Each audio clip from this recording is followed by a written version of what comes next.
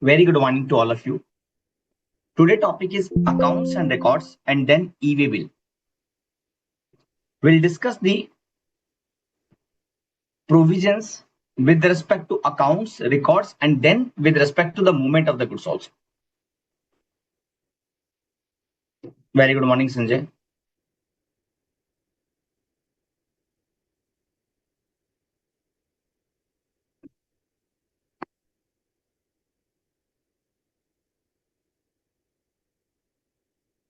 Section 35. Every registered person shall keep and maintain the books of accounts, shall keep and maintain at his principal place of the business, as mentioned in the certificate, true and the correct account of. Can you tell me whether UIN is included in the registered person or not? Whether UIN is included in the registered person or not?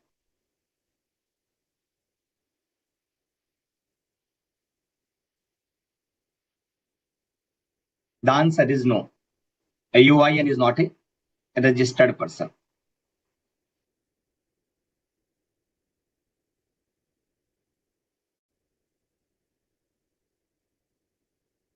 Then true and correct account of production or manufacturer of the goods, inward and outward supply of the goods, stock of the goods, ITC availed, output tax payable and paid, such other particular as may be prescribed. It says that we need to maintain the books of accounts. Which one? Production or manufacturing of the goods, inward and outward supply of the goods, stock, ITC, output tax payable, such other particular as may be prescribed. So we will see the rules. There are certain rules which we need to discuss.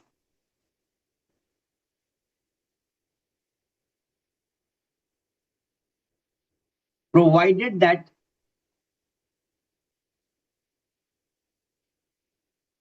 more than one place of the business is specified in the certificate of the registration.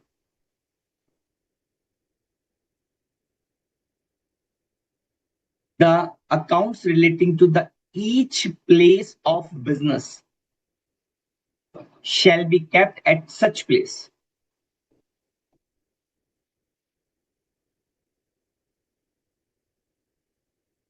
Provided that registered person may keep and maintain such accounts and other particular in the electronic form in such manner as may be prescribed.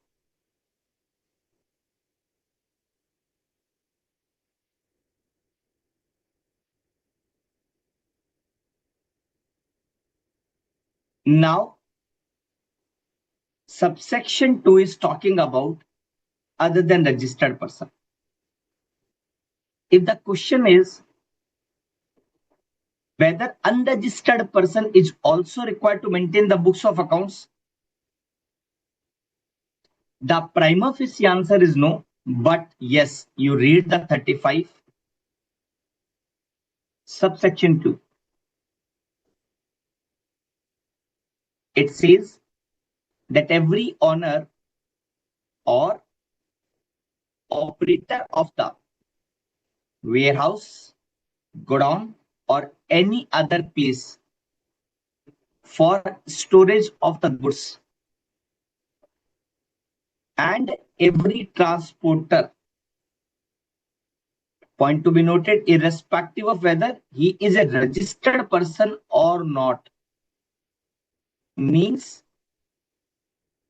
if they are unregistered, then also they need to maintain the books of accounts. They need to maintain the records of the consignor, consignee, and other relevant details as may be prescribed. 35 subsection 2 says even unregistered person, owner या operator of the warehouse or godowns, shall also need to maintain the books of accounts, whether he is not registered or registered, doesn't matter.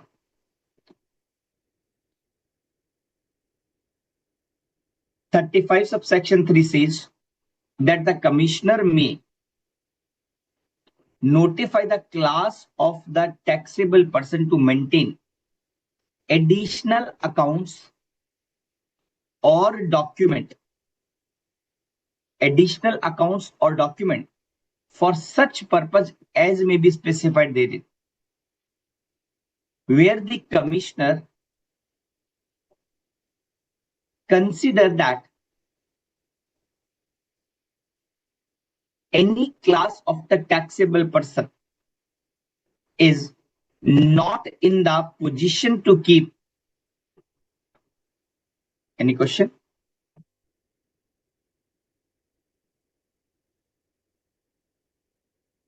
Oh, good morning. When commissioner consider any class of the taxable person not in the position to keep and maintain the accounts in accordance with the provision of this section,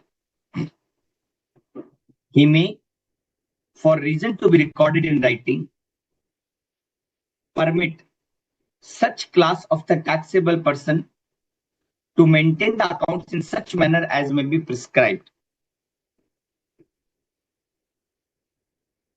अगर commissioner को लगता है कि कुछ class of the taxable person है तो क्या कर सकते हैं? They can permit to maintain the accounts in such manner as may be prescribed.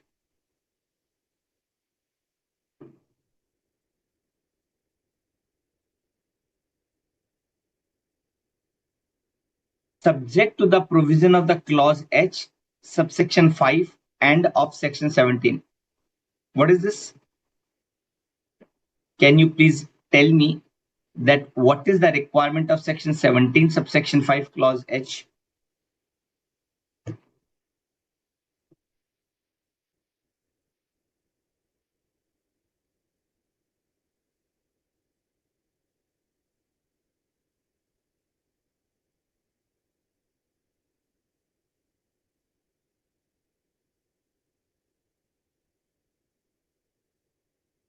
मुझे अगर आप लोग एग्जैक्ट बता पाए, if you can tell me, like Geet has given me the correct answer. Similarly, if you tell me what is the requirement of the clause H,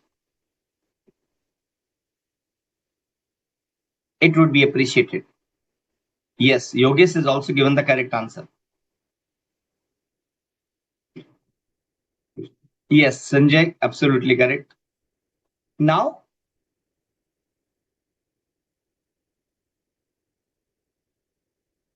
goods lost, stolen, destroys, write off by way of gift or free sample. Subject to the provision of section 17, subsection 5, clause H, where the registered person fails to account for the goods or services or both. In accordance with the subsection 1. So what we have discussed in subsection 1, they have to keep the correct and true records of production or manufacturing, inward and outer supply, so and so. If they fail to account for the goods or services, the officer shall determine the amount of the tax payable that are not accounted for. क्या मतलब हुआ? अगर आपके पास कोई goods या services हैं which is not accounted for in your books of accounts,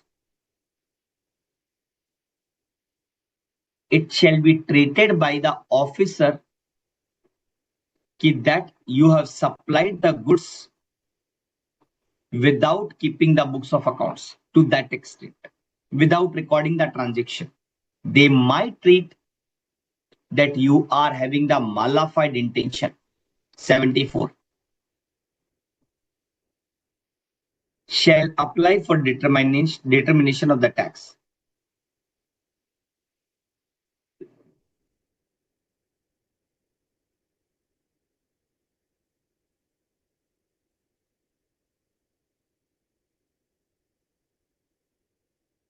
So give me 1 minute. Let me open the rule 56 also, and then we'll move further.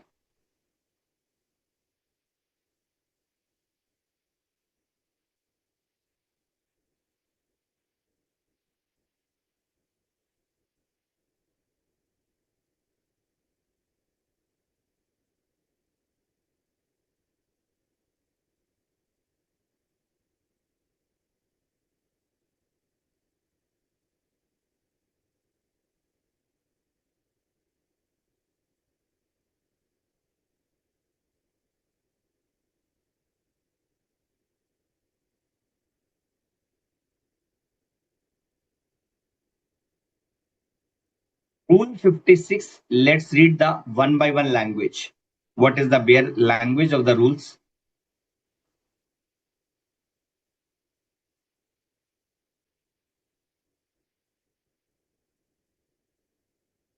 Every registered person shall keep and maintain, in addition to the particular mentioned in the subsection 1, true and correct account of the goods or services imported or exported, supply attracting, payment of tax on reverse charge, along with the relevant documents, including invoices, bill of supply, delivery challan, credit note, debit note, receipt voucher, payment voucher, refund voucher. Quickly tell me when the payment voucher is required to be prepared. Quickly tell me when the payment voucher is required to be prepared.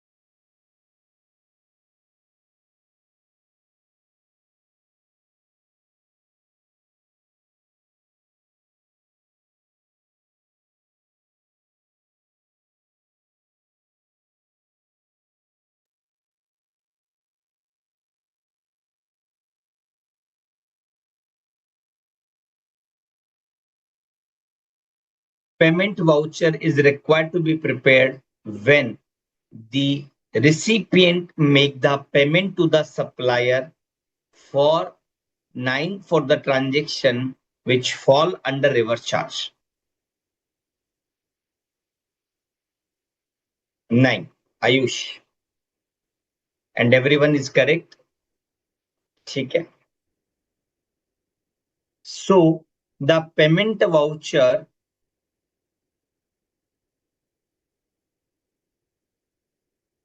is required to be prepared for making the payment by the recipient to the supplier in those cases where RCM is applicable. If I am receiving the advance, then which voucher? If I'm receiving the advance from customer, then which voucher?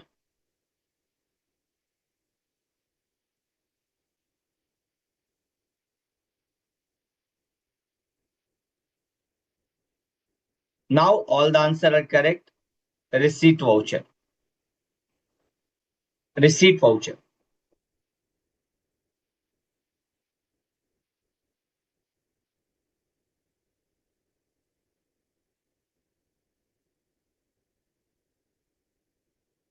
Mr. A has sold the goods to Mr. B. Mr. B has returned the goods to Mr. A. Goods return. Which document will be prepared by Mr. B?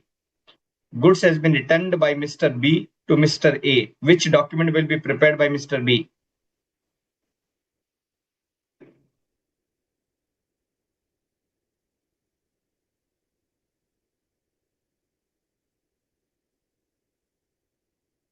Slightly technical question.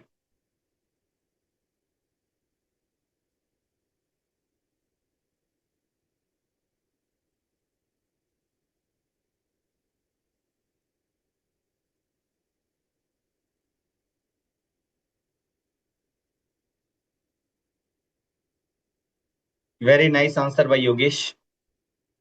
Either Mr. A will issue the credit note. Either Mr. A will issue the credit note.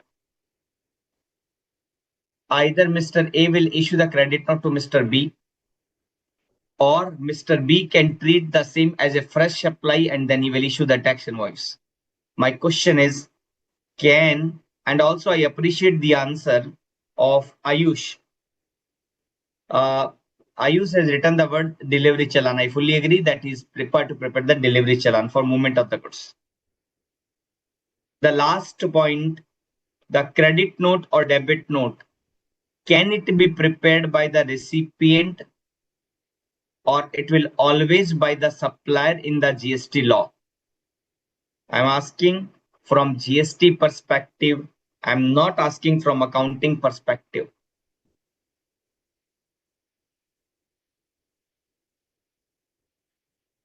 Always by the recipient, always by the supplier, or any party can prepare the same?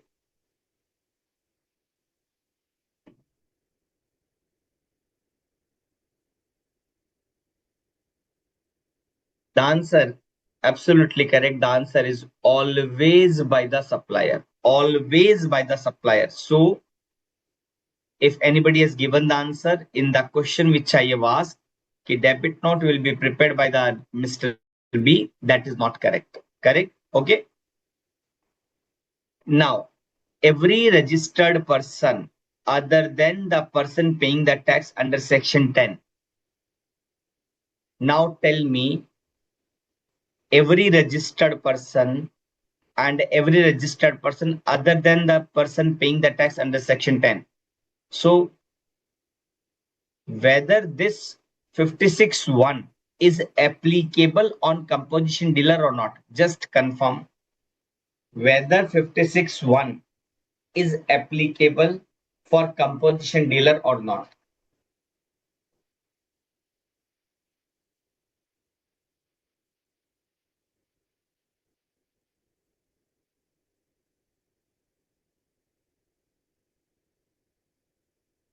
The answer is applicable.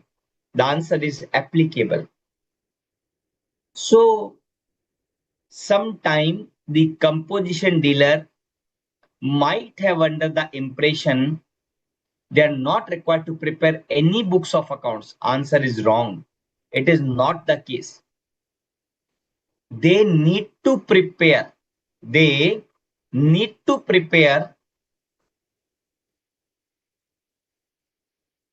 the accounts and records, because the relaxation to the composition dealer is given specifically in the law. So, wherever the word registered person is written, it means it is applicable to all category, including composition.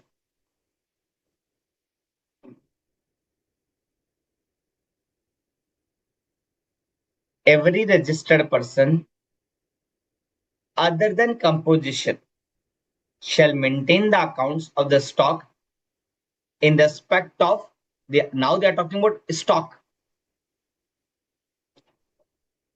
in respect of the goods received, supplied, and such account shall contain the particular of opening balance, receipt, supply, goods lost, stolen, destroyed, write off, disposed of by way of the gift or free sample, and the balance of the stock, including raw material, finished goods, scrap, and wastage thereof. Can anybody tell me the reason why this has been other than Section 10? any logical reasoning why it has been made for other section other than section 10?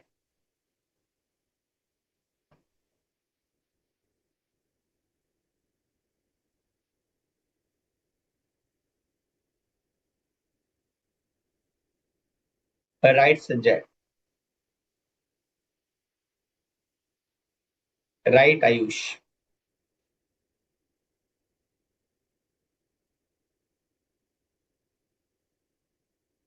Absolutely, Yogesh. Correct, Geet.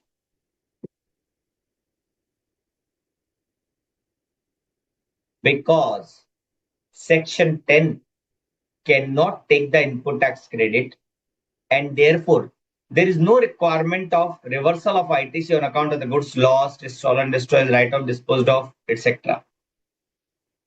Therefore, the requirement probably has been excluded from composition dealer. Other than composition dealer, it is applicable.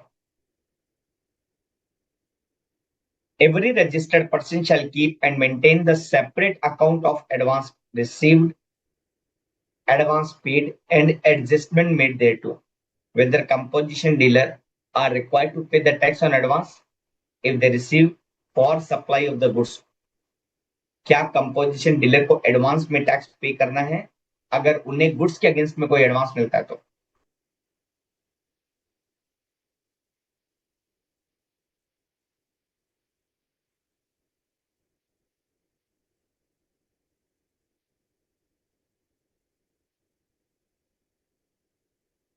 Answer is yes.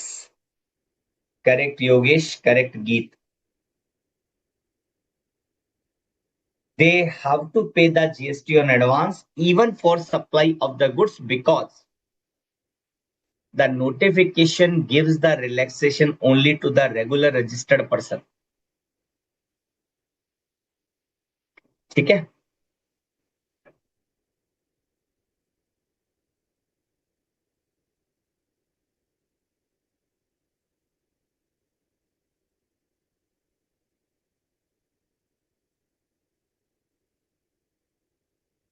Very right.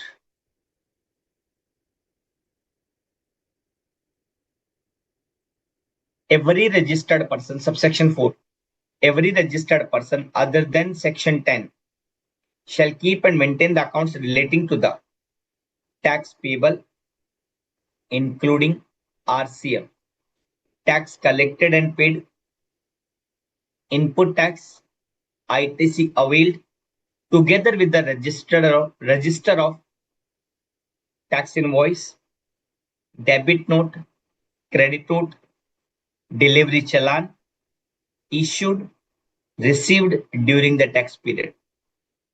Quickly tell me whether tax is payable under reverse charge if the supplier is composition dealer, if the recipient is composition dealer. क्या recipient को अगर वो composition dealer है, do they need to pay the tax under reverse charge?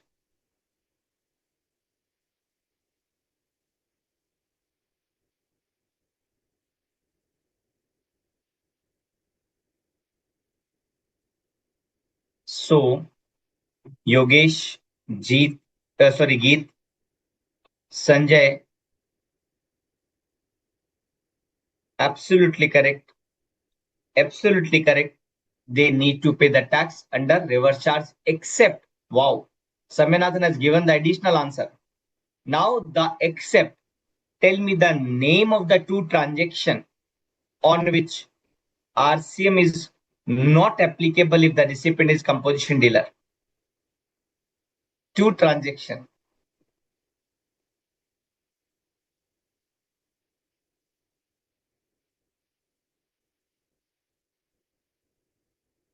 Yogesh has given the right answer. Saminathan has already given the answer by which I have framed the question.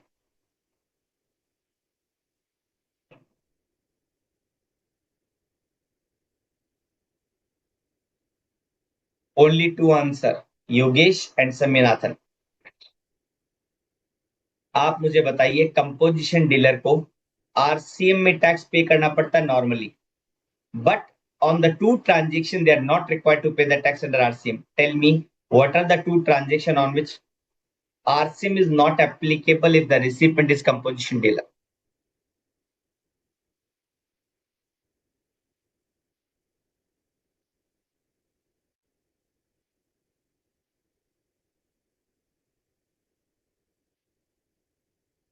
No answer. One is security services and one is rent of property.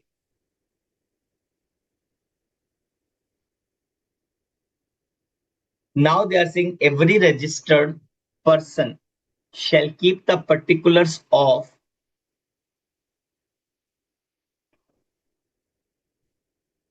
name and complete address of supplier from whom he has received the goods or services, name and complete address of the person to whom he has supplied the goods. So the supplier, and here I can say the customer or recipient. The complete address of the premises where the goods are stored, including in transit, along with the particular of the stock stored therein. If any taxable goods are found to be stored at any place other than this premises, so this need to be declared the complete address, including goods stored in transit. अगर कोई person found to be stored at any place other than declared place without the cover of any valid document,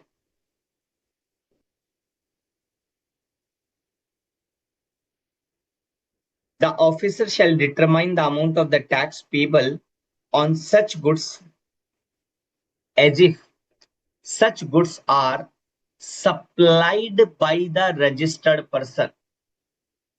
The two important point we have discussed that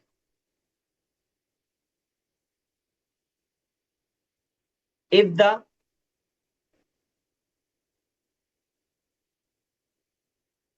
proper books of accounts are not,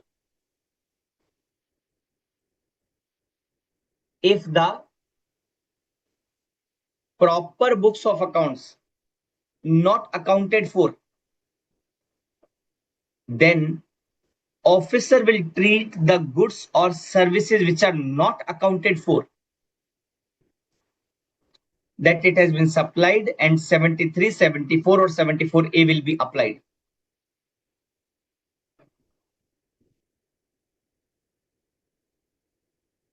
Here they are saying the things that if the goods are stored in the premises which is not declared,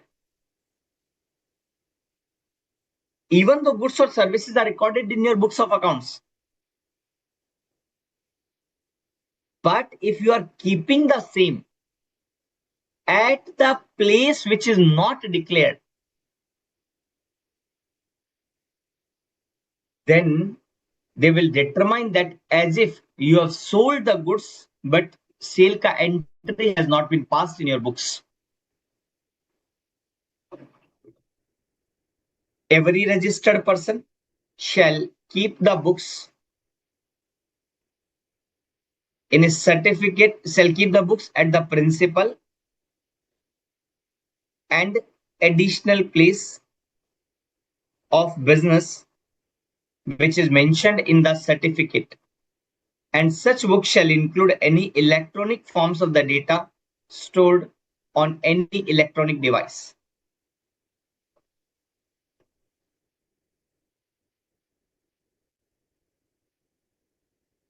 Any entry in the register, accounts and document shall not be erased, effaced or written, and all incorrect entry otherwise than of clerical nature shall be scored out under attestation. Thereafter, the correct entry shall be recorded, and where the register and other particulars are maintained electronically, the log of every entry edited or deleted shall be maintained. Means if the taxpayer is using the books of accounts in any software, then make sure that software is having the audit trail.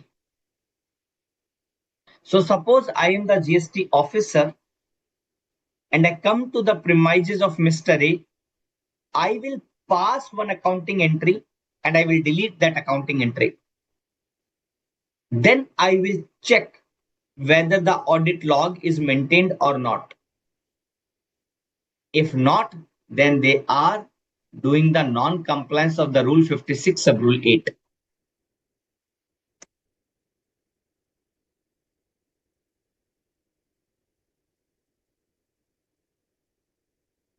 They are doing the non-compliance of Rule 56 sub Rule 8. Then next, every volume of books of accounts maintained manually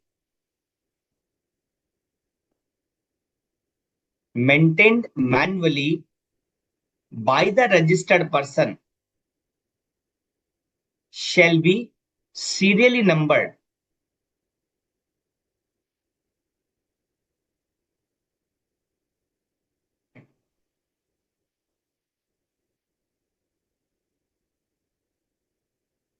Then sub rule 10, unless proved otherwise, very favorable provision.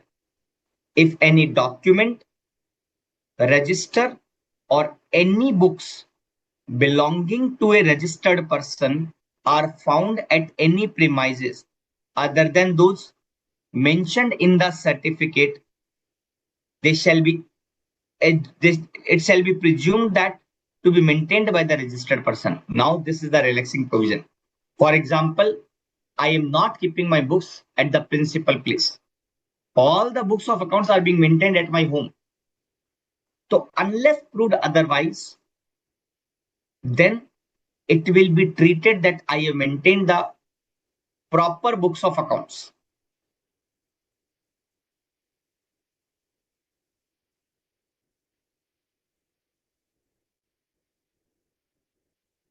Now see, they are talking about every agent.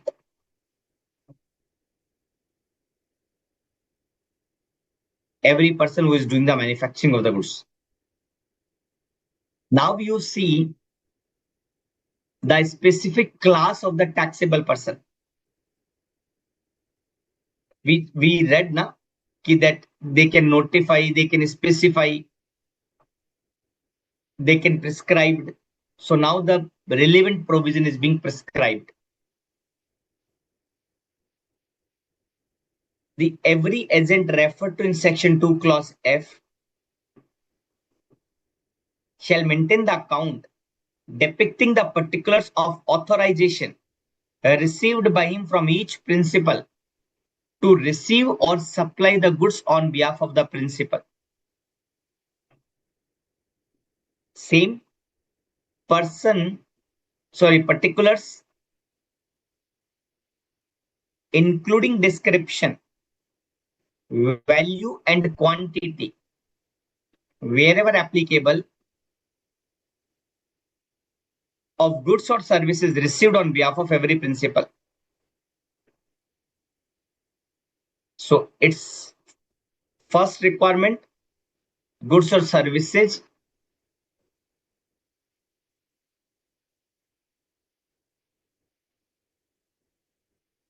जो I have received the authorization. Second requirement, the goods or services which I received, the description, value and the quantity of goods or services received on behalf of the principal.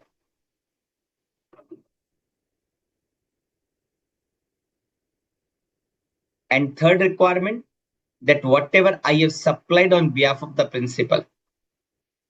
Fourth requirement, details of the account furnished to every principal.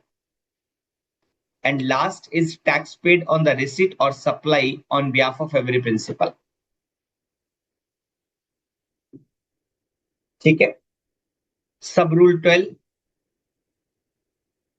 every registered person manufacturing the goods shall maintain the monthly production accounts showing the quantitative detail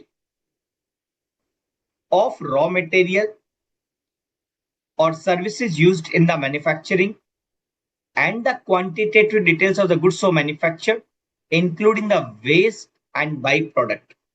Tell me one thing, can composition dealer do the manufacturing of the goods? Two to three question I will ask.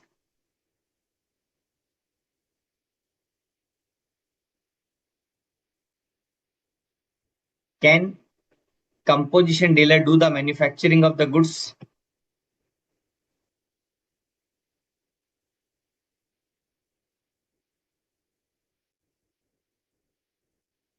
Second question, what is the rate of the taxes that he need to pay? Geet, let me repeat my question. If I'm a composition dealer, can I do the manufacturing?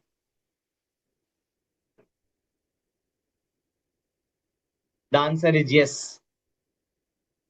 The 10% of the turnover ka requirement was for services, not for goods. 10% or 5 lakh, whichever is higher. That proviso to section 10 subsection 1 is applicable for or is talking for services. So my question was, can he do the manufacturing? Answer is yes. What is the rate of the taxes? The answer is 1%. Answer is 1%. Now, third important question. Tell me the which category of the goods whose manufacturing is not permitted under composition levy. क्या कोई ऐसा goods है जिसकी manufacturing composition dealer नहीं कर सकता?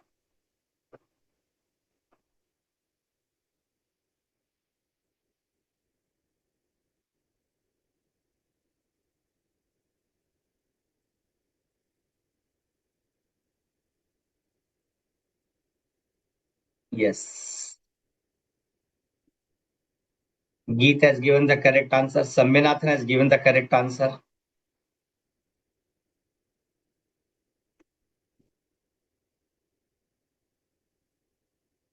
Yogesh, right answer. Geeta, right answer.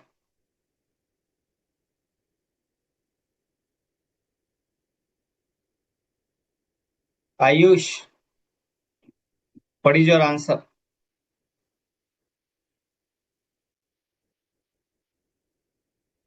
ठीक है.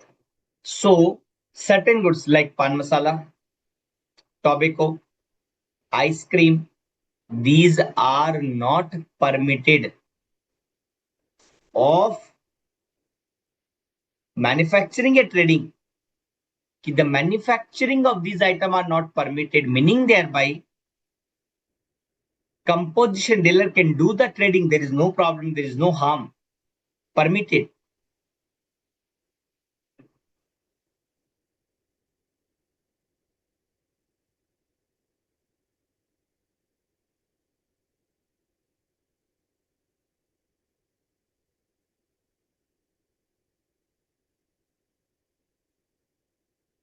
Sub rule 13.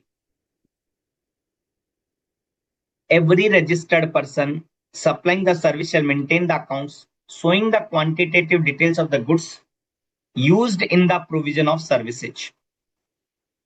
It means if I'm a service provider, then what is the goods I have used? उनका मुझे क्या रखना पड़ेगा? Quantitative details. Like Mr. A is the AMC service provider. In order to provide the service, he has to use some goods, part, nuts. Then he need to maintain the quantitative detail of that part, that goods which is used to render the service.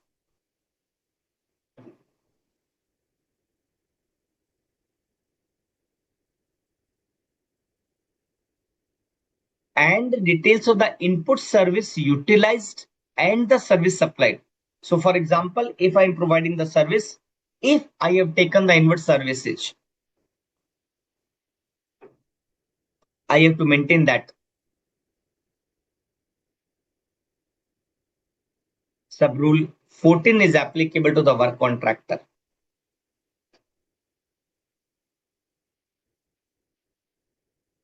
Work contractor shall keep separate accounts for work contract showing name and address of the person on whose behalf the work contract is executed, description, value, and quantity of the goods or services received for execution of work contract. I have received for my outward supply. Description, value, and quantity utilized in the execution of the works contract. Details of the payment which I have received in respect of each work contract. Name and address of the supplier from whom he received the goods or services.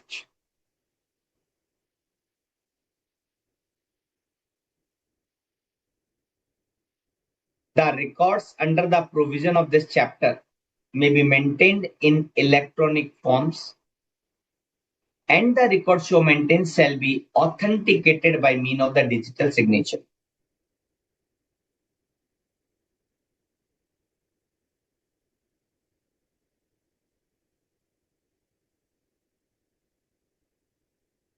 Accounts maintained by the registered person, together with all the invoices, bill of supply, credit note, debit note, delivery challan relating to the stock, delivery, inward and outward supply.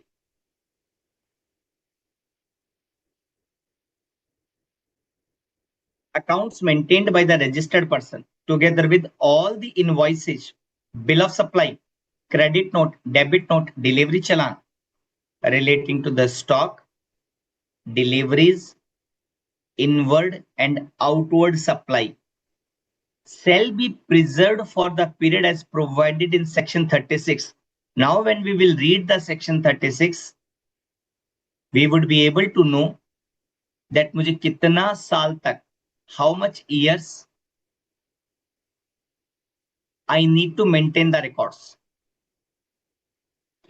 and where such accounts and documents are maintained manually,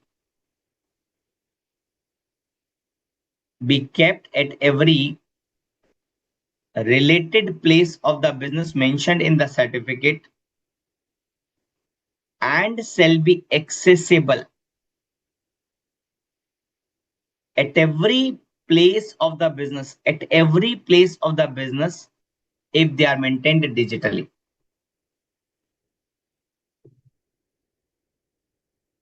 Any person having the custody over the goods in respect of the carrier or C&F agents, every person having the custody over the goods in the capacity of the carrier or C&F agents for delivery or dispatch thereof to a recipient on behalf of the registered person shall maintain the true and correct records in respect of the goods handled by him on behalf of the registered person, and shall produce the details thereof as and when required by the proper officer.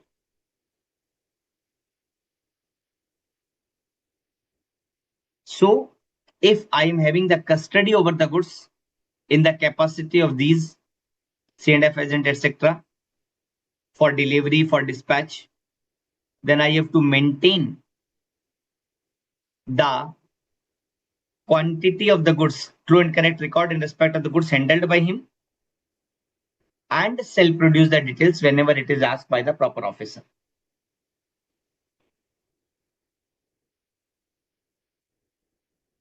Every registered person shall on demand produce the books which is required to maintain under any law for the timing in force.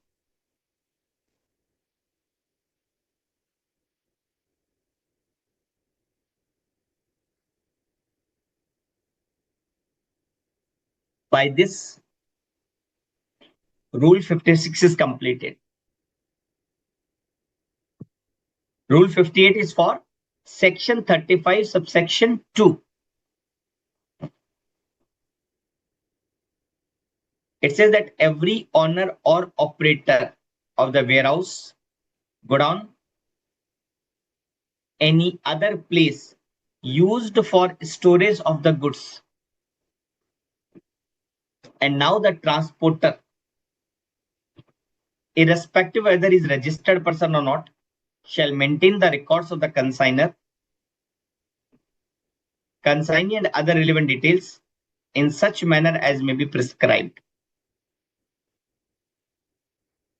The commissioner that we will read,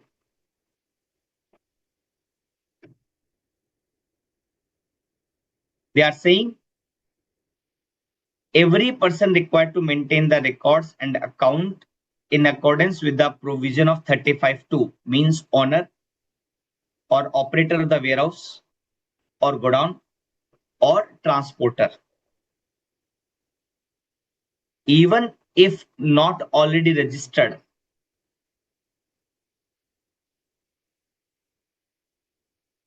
they have to submit the details regarding his business electronically on the common portal in ENR 1, and upon validation, a unique enrollment number shall be generated and communicated to the said person. Let me go to the website.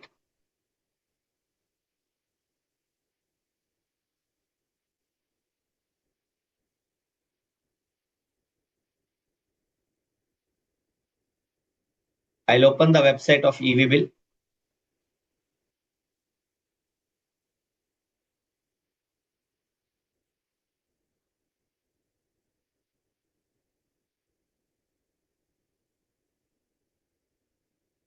Click on the registration. Enrollment for transporter, click here. And this is application for enrollment under section 35(2).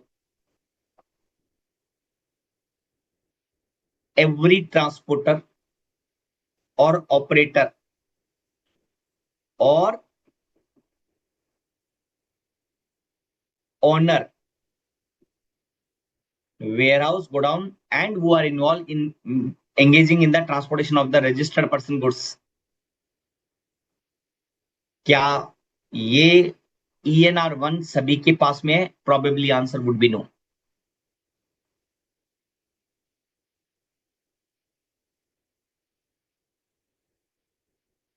ठीक है.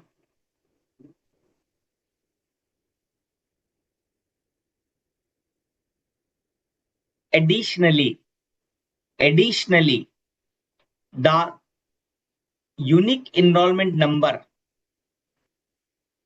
which is generated by filling the form ENR 01 shall be used for the chapter of 14. It means e-way bill chapter. A transporter who is registered in more than one state. Tell me, if a transporter is registered in 10 states, he will have the 10 GST number or only one GST number?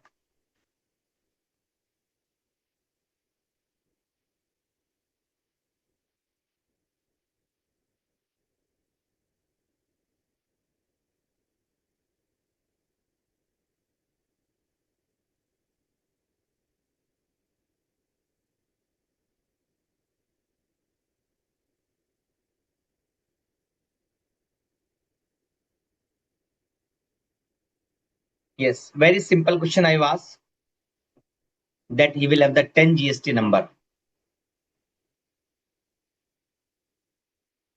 So probably that transporter, which is one company, he will have to give the GST number which is applicable on the transaction. So might be customer get confused of the transporter, like supplier the goods जिसका goods का transportation गति transporter कर रहा है, let's say there would be the possible mistake. In order to avoid that possible mistake, the concept of ENR1 has been given even to the registered transporter also, meaning thereby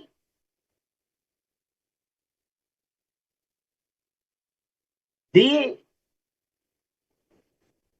may apply for the unique common enrollment number by submitting the detail in ENR02. Here ENR01. Now they have made the different form. ENR02. Go to the e-waybill website and here you will find registration for transporter that we have discussed. Correct. 1 second. Sorry, the same thing. Registration, registered person, e-waybill registration. So if the person is registered, then they have to go by this first drop down only.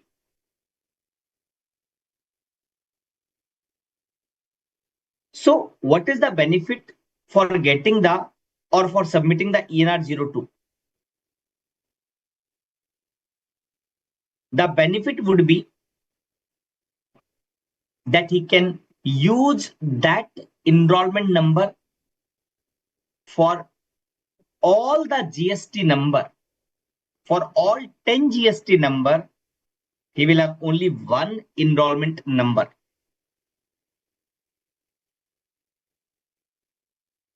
For the purpose of the e-waybill chapter, the transporter who is registered in more than one state, he may apply for the unique common enrollment number by submitting the details in the ENR02 using any of the GST number, and upon validation, a unique common enrollment number shall be generated and communicated to that transporter.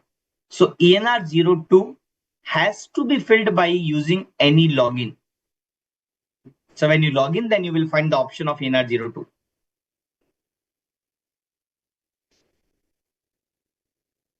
Provided that where the said transporter has obtained the unique common enrollment number, he cannot use the GST number. He shall not be eligible to use any of the GSTIN for the purpose of e-waybill. The person enrolled under subrule 1 shall be deemed to be he is also enrolled in all other state.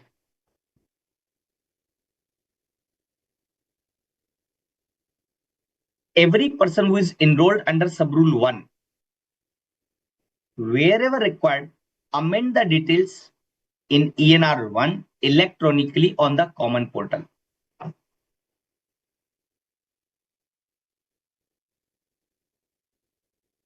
Subject to the provision of the Rule 56, any person engaged in the business of transporting,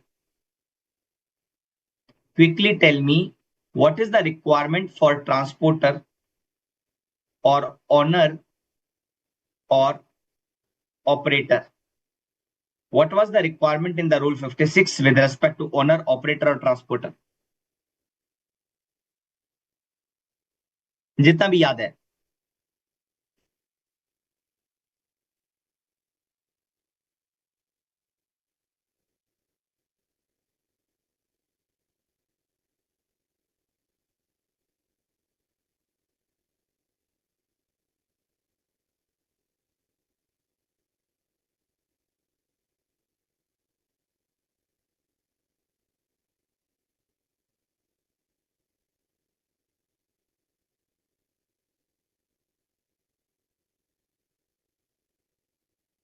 He shall maintain the true and correct record in respect of the goods handled by him on behalf of the registered person. ठीक है. He need to keep the details of the goods which is handled by him. Now it says that whatever there is a requirement in the rule 56,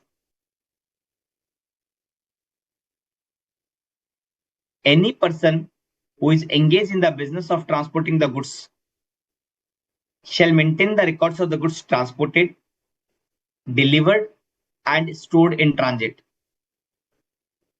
along with the GSTIN number of the consignor and the consignee for each of his branches.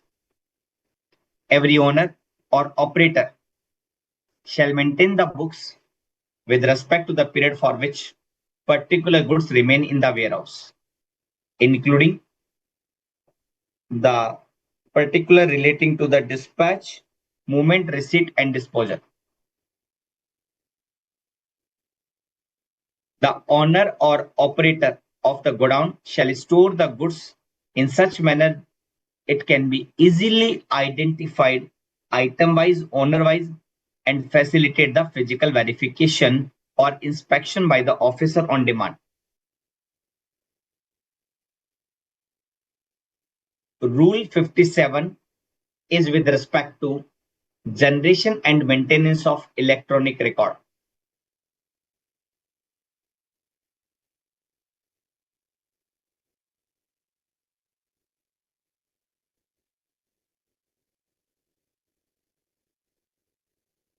Okay, just take the break of 10 minutes and we'll resume after 10 minutes and then we will start this point electronic record.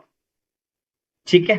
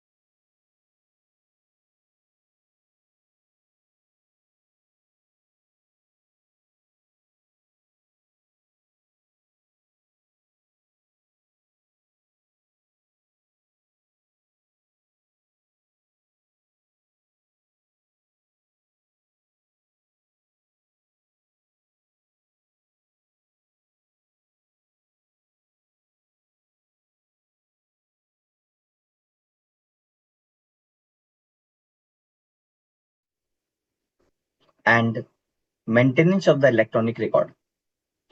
The electronic backup of the record shall be maintained and preserved in such manner that in case of destruction event, such records due to the accident or the natural causes, information can be restored within a reasonable period of time.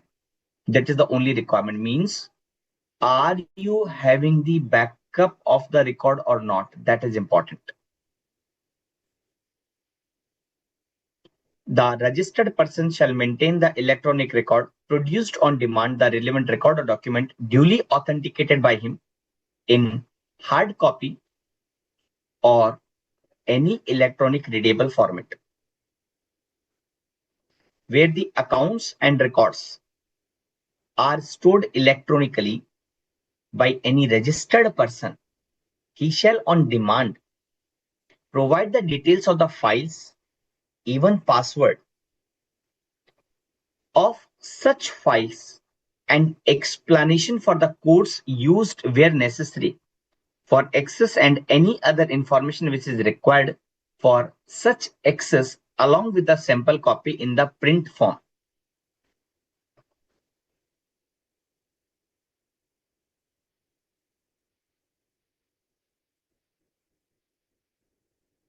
Any question?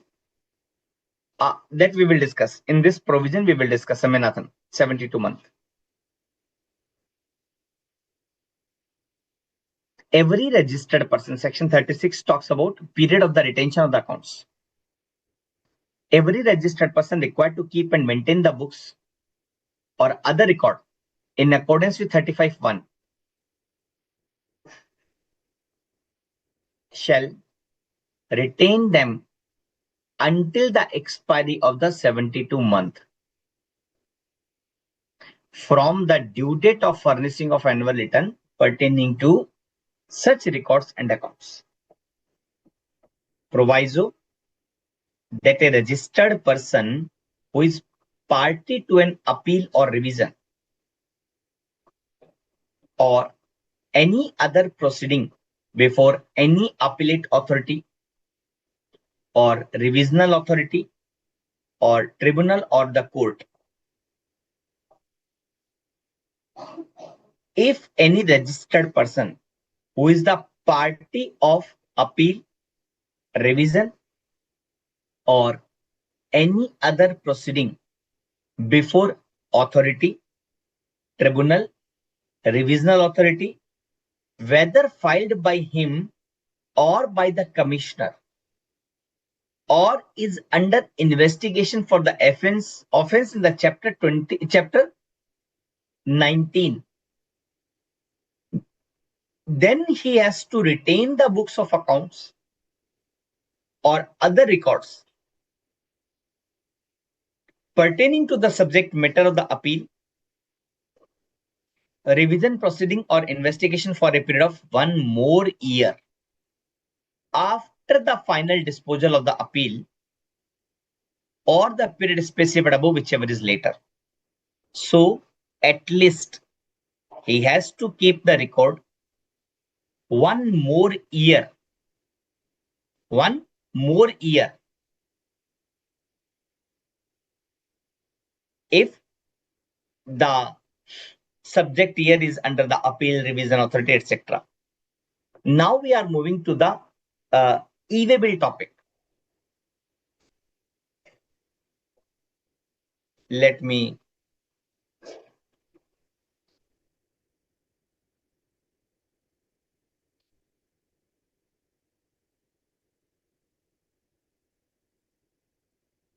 so the circular we will read.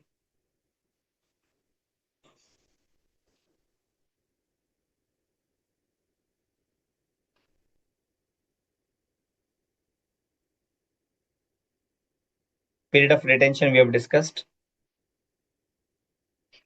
Section 74A contain the provision relating to the determination of the tax not paid, short paid, erroneously refunded, or ITC wrongly billed or utilized for any reason pertaining to the choice purchase onward.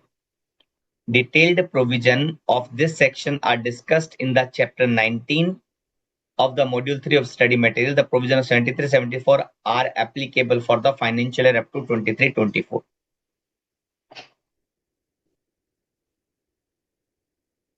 So now we are starting electronic waybill and relevant rules. ठीक है.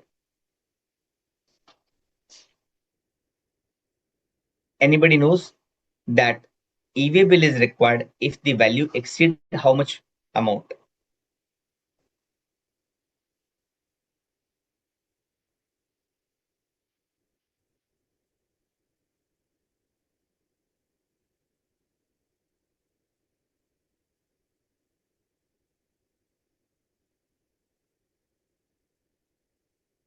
The answer is 50,000. Is it interstate or intrastate? Is it inter or intra?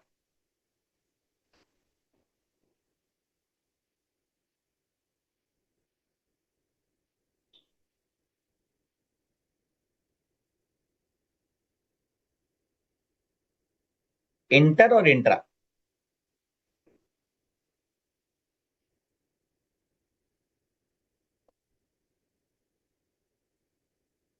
It is interstate, not intra.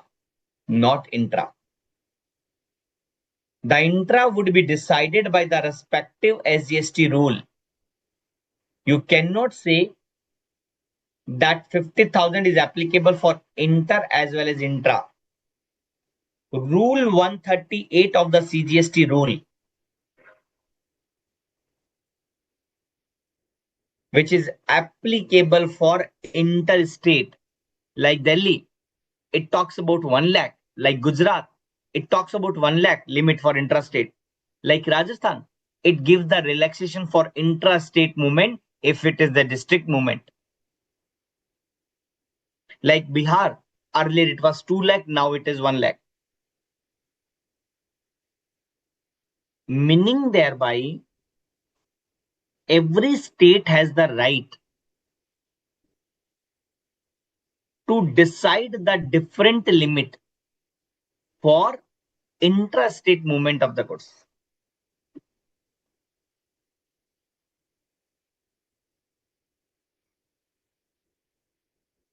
Clear?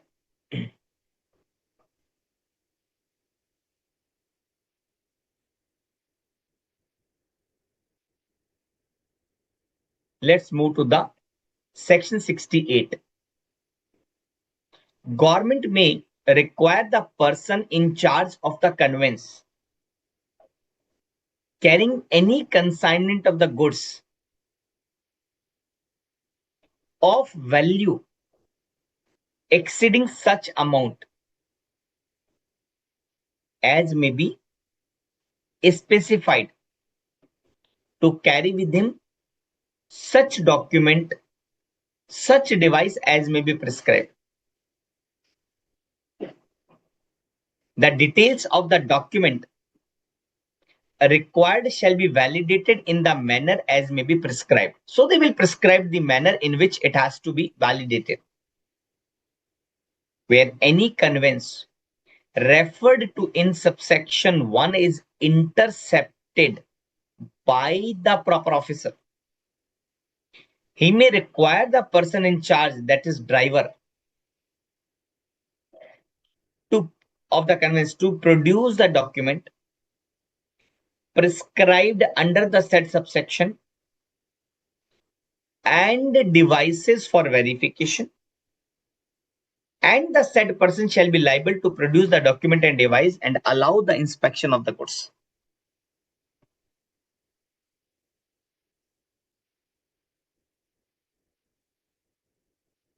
Now we are entering into the main rule 138 for the purpose of e-way bill. Try to understand the entire rule in detail. We'll spend 1 hour at least. We'll spend 1 hour at least because it has the rule 138, sub rule A, sub rule capital A, capital B, 138C, 138D. Multiple rule we will discuss.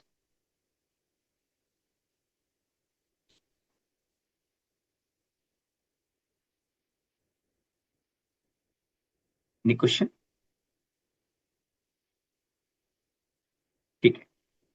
Okay.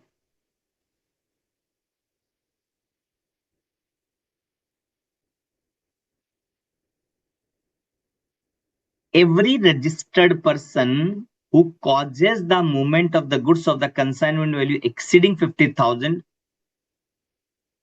in relation to a supply or the reason other than supply. Example.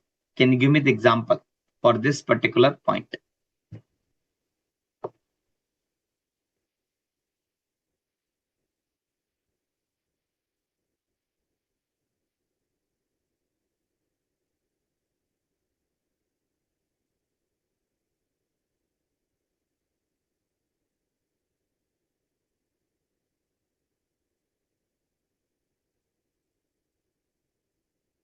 So Yogesh, Sanjay, Ayush, everyone is correct. Geet, it could be, it could be job worker. So wherever you are making the delivery challan, you remember supply the liquid gas where quantity is not known. Job worker or any other reason other than supply, sales on approval.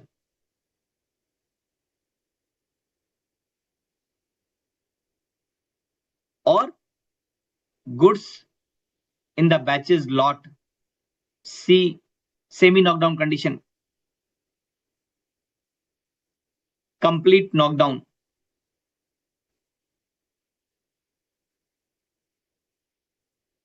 And if the supplier is unregistered, then it is always the responsibility of the recipient to make the e-way bill. Now see the rule 138 sub rule 1. Is it written inter or intra? Does it have any mention of inter? Answer is no. Then how can I say that this requirement is only for interstate? How can I say? Anybody? How can I say that the requirement of the 50,000 is for inter and limit of intra to be checked by the SGST rule? How can I say? I'm asking the question to all the participants who has given the answer as inter. You should have the clarity of this point.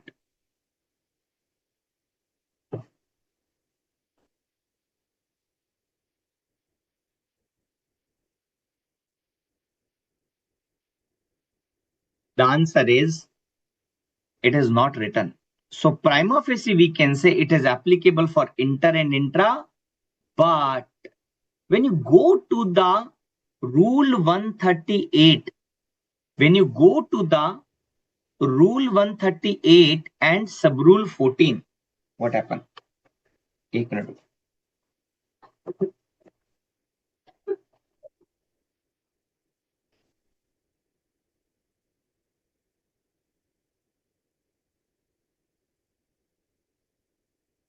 When you go to the rule 138 sub rule 14 and then you find the clause D, rule 138 sub rule 14, which talks about the relaxation from e-way bill and of clause D.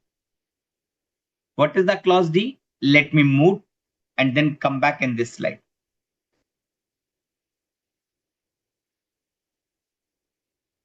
It says that in respect of the movement of the goods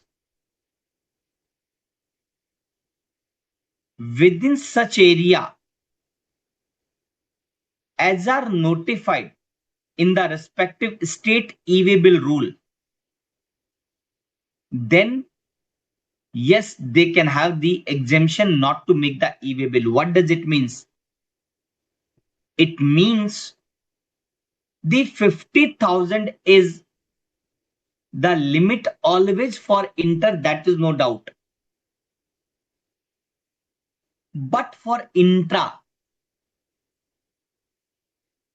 the sub rule 138 sub rule 14 can of the respective state can define the other relaxation. So for example, in the respective SGST rule of the Rajasthan. They are saying no requirement to prepare the e-way bill for district movement. It means even if the value is more than 50,000, even if the value is more than 50,000, you are not required to prepare the e-way bill. But again, the problem is where it is written. So conclusion is you will not directly find the rule 138 subrule 4 subrule 1 is only for the inter. But when I will read this provision along with 138.14 clause D, I can say the respective state can have the different exemption area limit or amount, whatever they want. Therefore, we can say the 138 is basically for inter. For respective intra, we have to go to the respective SGST rule. Is it clear to all? सभी को clear है? Important point था ये.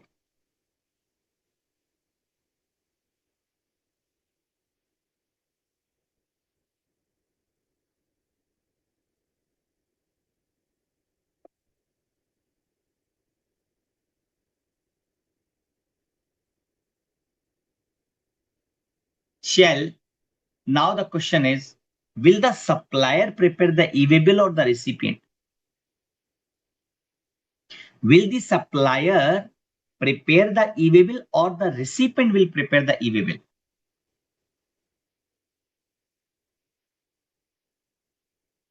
Anyone?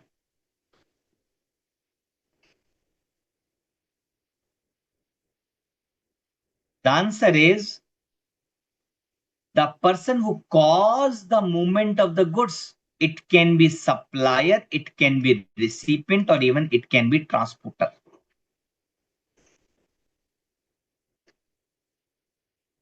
Rule 138.1 does not imposing the responsibility to prepare the e-way bill on the supplier always. No, it is only using the word the person who causing the movement of the goods. The person who causing the movement of the goods.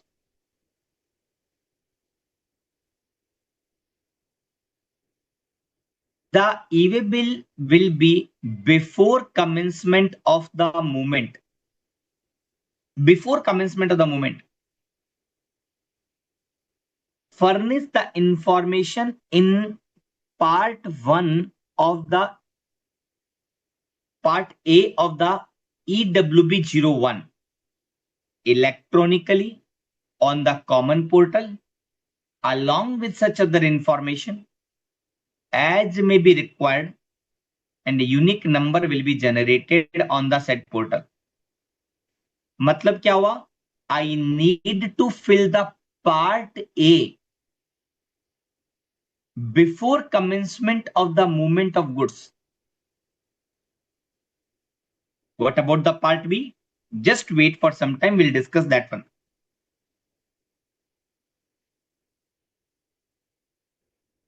It says that if the goods are to be transported, are supplied through e-commerce or courier agency, then on an authorization received from the consignor, information in the part A may be furnished by the ECO or the courier company. Unique number will be generated on the said portal.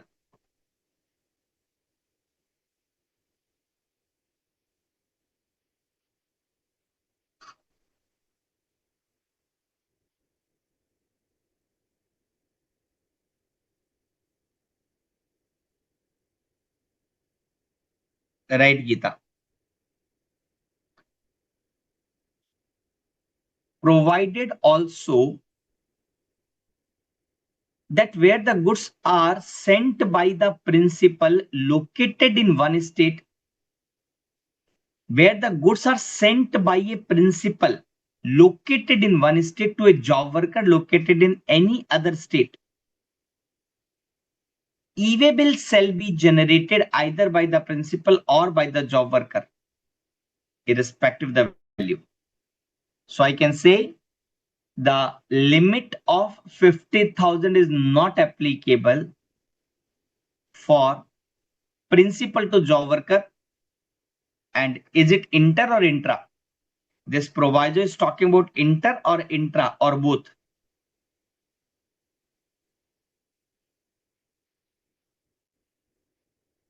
It is mandatorily talking about interstate movement of the goods by the principal to the job worker.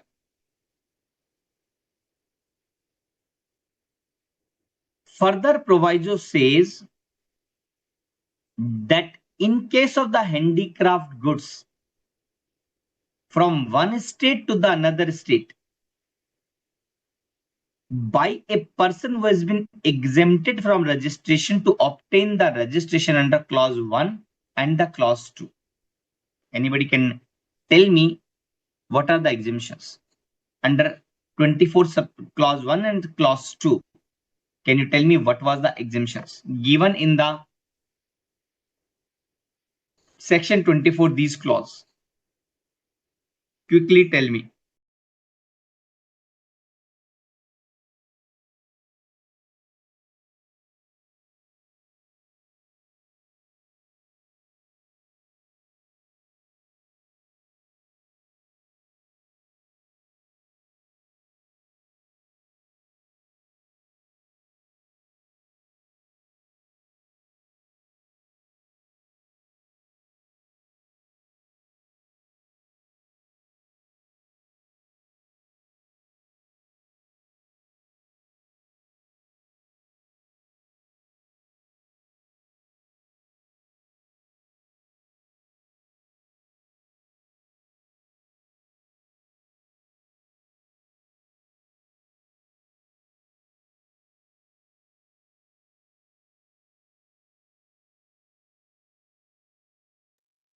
The relaxation was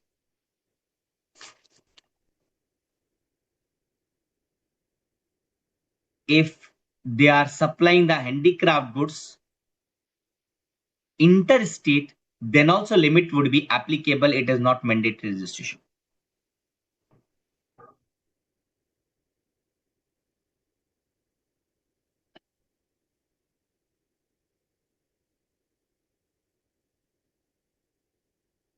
Handicraft goods are transported from one state to the another state. Clause 1 is talking about interstate taxable supply. Clause 2 is talking about casual taxable person need to take mandatory registration. Correct?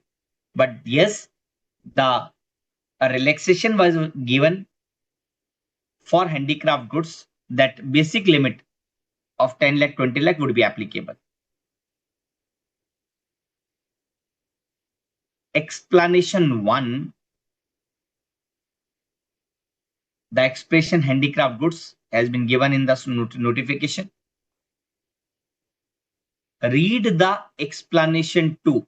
Read the explanation 2, then give the answer to this question. Question number 1. Question number 1. If my taxable value is 48,000 and GST is 4,000, total value is 52,000. For the purpose of whether e-way bill is mandatory in this case or not.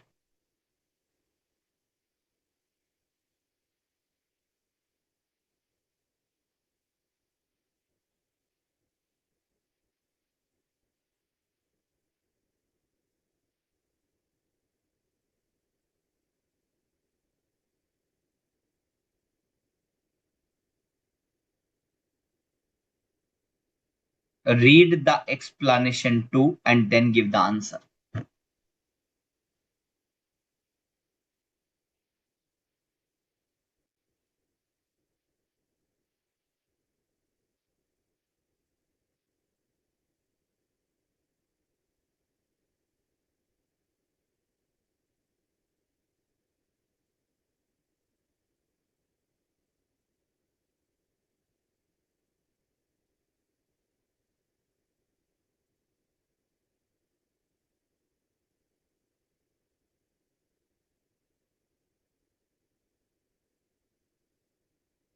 As per the explanation 2, it says that for the purpose of this rule, the consignment value shall be in accordance with section 15 declared on the invoice, bill of supply or the delivery challan as the case may be, and also include the GST part, if any, in the document, and shall exclude the value of the exempt supply for the goods where the invoice is issued in respect of both exempted and taxable supply of the goods. So answer is yes, it will be including tax. So the total value is 52,000. E-way bill is mandatory. Now, can you tell me if invoice is issued to the exempted and taxable supply, can we issue the invoice of taxable as well as exempted both at the same time? क्या हम invoice issue कर सकते हैं taxable और exam दोनों का एक साथ?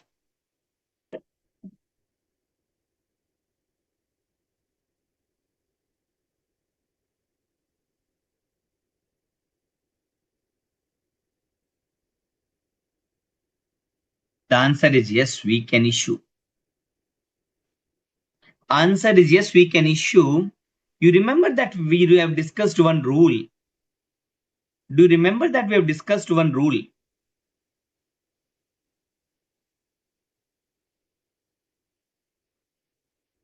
That as per the rule 46 capital A, that if it is a B2C transaction, then you can prepare the invoice cum bill of supply for taxable as well as exempted goods combined.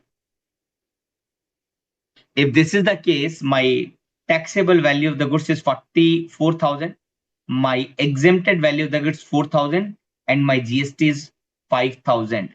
Tell me, what is the value for the purpose of e-way bill? इस invoice पर क्या value consider होगी? So total is 53K. But what is the value to be considered for the purpose of e-way bill?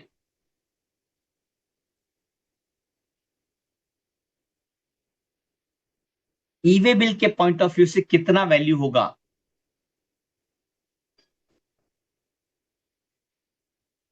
Yes, the 44,000 is not the right answer.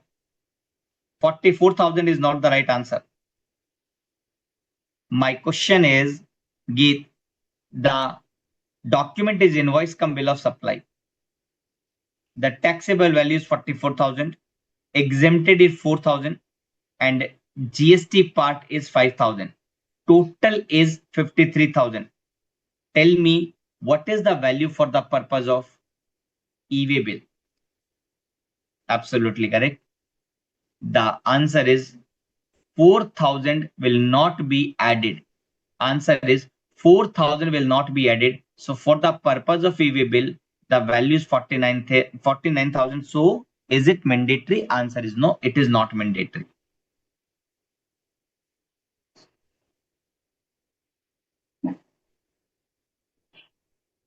ठीक है, बहुत बढ़िया. Everyone has given the right answer.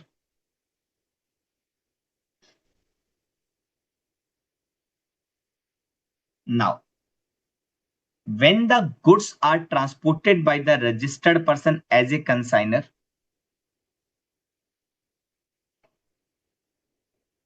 or as the consignee, whether in his own conveyance, please note, whether in his own conveyance or hired or public conveyance, the said person shall generate the e-way bill in EWB01 electronically on the common portal after furnishing the information in the part B. When the goods are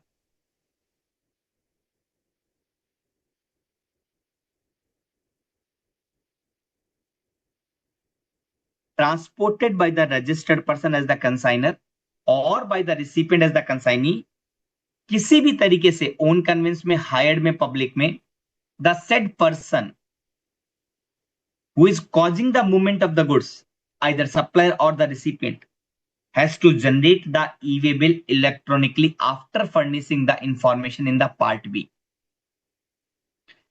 Part A, basically we can say, let me show you the sample format of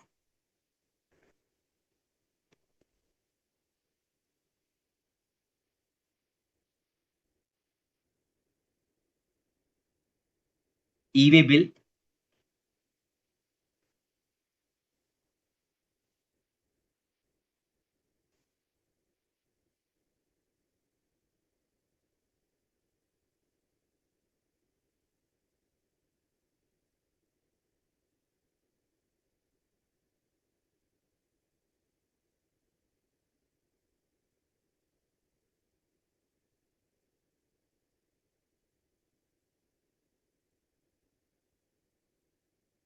This will be the format of e-way bill. So this is the part A, wherein you are required to enter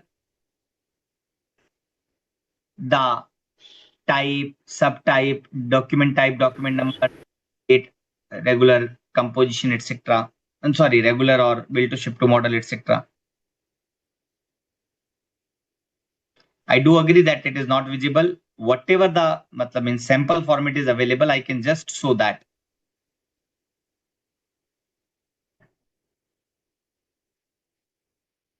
जितना visible है एक बार कोशिश कीजिए. Screen not changed. One second. Sorry. Oh, I'm so sorry. So, is it okay now, Sanjay and everyone?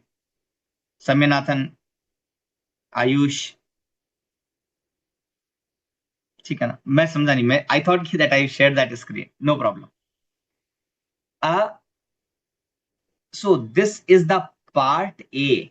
This is the part A of e-way bill, wherein we are capturing the supply type, subtype, document number, bill from dispatch, from bill to ship to, quantity, HS, and etc. Transporter GSTIN or transporter ID. Till this, it is the part A. Till this, it is the part A. Now the part B is this one only. Part B capture whether the movement is by road, by rail, by air, by whatever ship, or document vehicle number and transporter document number. That's it. Okay. Now let's move further.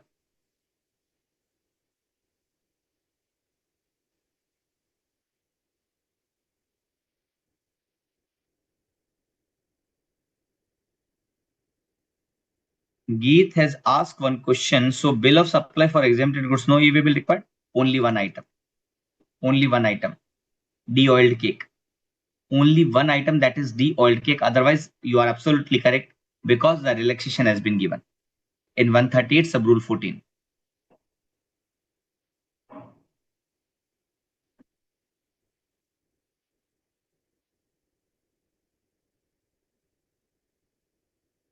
Very nice, Amenathan, that you are already having the experience.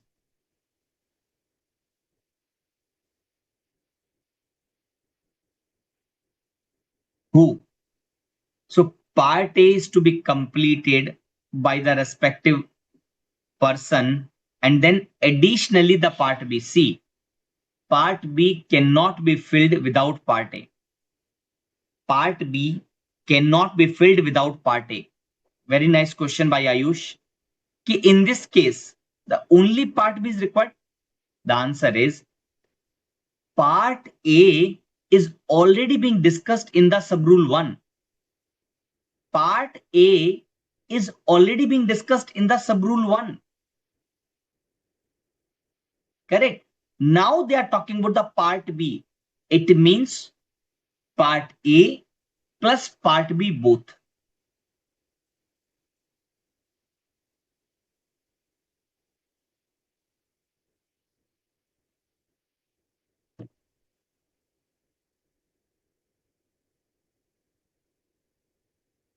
Sub-rule 3 is talking about sub-rule 2A, where the goods are transported by railway or by air or by vessel.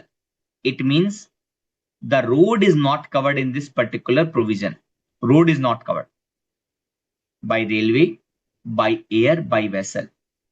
E-way bill shall be generated by the registered person, being the supplier or the recipient, who shall either before or after, either before or after the commencement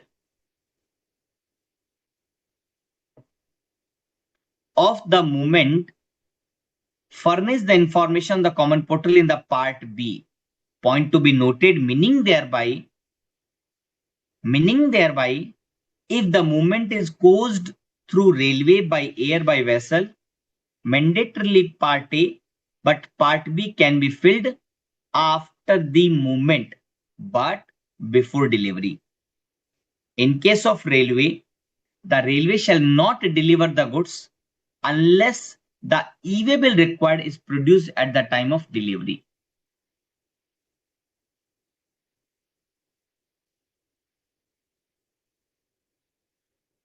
Just 1 minute.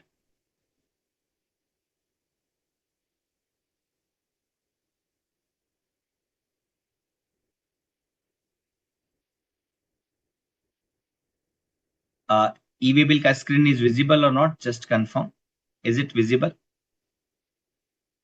I like to show you the 2nd December 24 का advisory of e-way bill portal on e-way bill portal. RR number or ERR, post EWB voice integration. What is that? The guidance for accurate entry of the railway receipt number or e-railway receipt number following the integration of e-way bill portal with the voice system of Indian Railway. So railway is using the freight operation information system. It has been integrated now. They are saying, just I like to highlight only the relevant part, supplier with e-way bill for goods transported through railway who are subsequently transported goods by rail under the voice must follow these steps. Update the part B in the multimodal transport on the e-way bill portal. In the update section, select rail. After selecting this option, supplier system will prompt to enter the corresponding RR number. And for goods transported via voice, the RR number shall be entered in the following format in the EWB system. So they have given the format. After entering the RR number into the e-way bill system, the e-way bill shall validate the RR number, and if there is a mismatch, then alert will be generated. Importance: it is crucial for taxpayer to ensure that RR number is entered correctly in the EWB system. And assistance and clarification. Now they have made mandatory.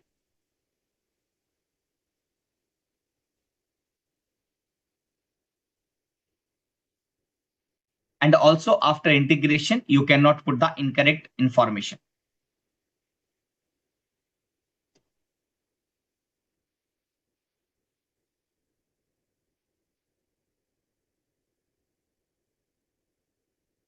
Okay, let's move further. The e-way bill is not generated under sub rule, and the goods are handed over to the transporter for the transportation by road. मतलब e-way bill generate ही नहीं किया, and the goods are handed over to the transporter. The registered person shall furnish the information on the common portal, and the e-way bill shall be generated by the transporter on the basis of information furnished in the part A. Now it is the responsibility of the transporter to generate the part B.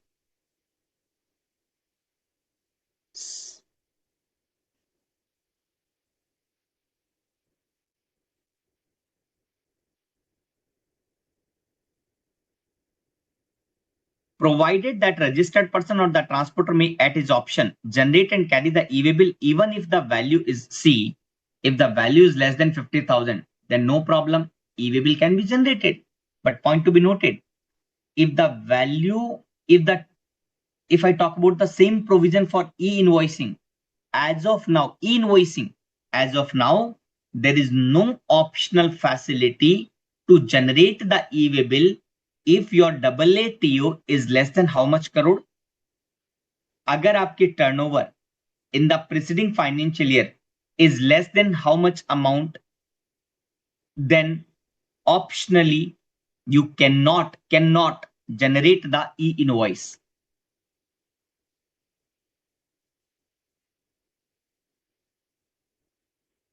Answer is 5 crore.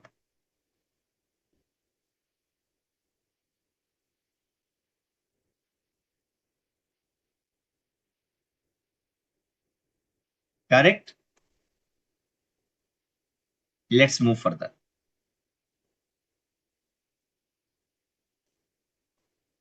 Provided further that movement is caused by the unregistered person, either in his own conveyance or hired or transporter, then either he or transporter may at their option generate the e-way bill in EWB01 on the common portal in the manner specified in the rule.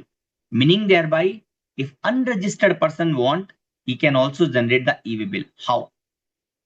Go to the e-way bill website and you will find, go to the e-way bill website, you will find enrollment for URP. Now the unregistered person, after putting the information in ENR03, he will have the details, and by login that he can generate the e-way bill.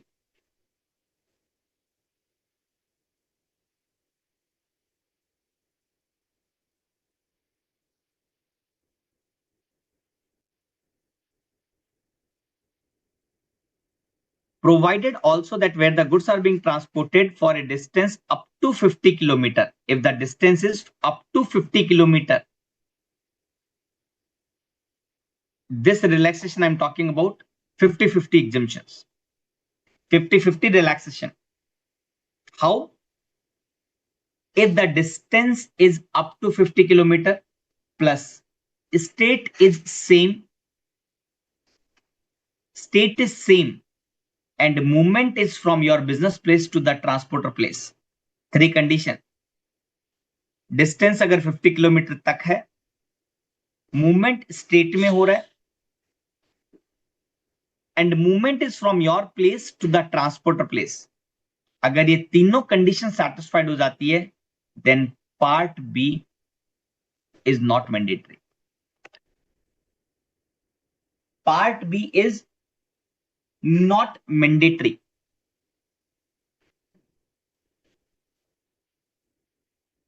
Simply trans ID.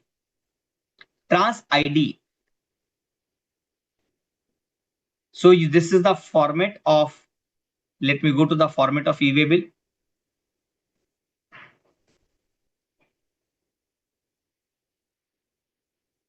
See here, this field trans ID is normally optional field. If you have the part B. The point which we have discussed right now regarding the relaxation of part B, it means you can keep this part B blank, right? In that case, this is not optional, this become mandatory.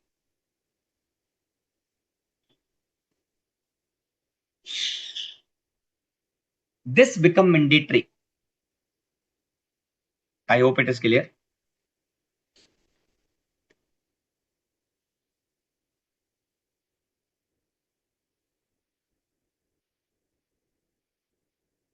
Now, provided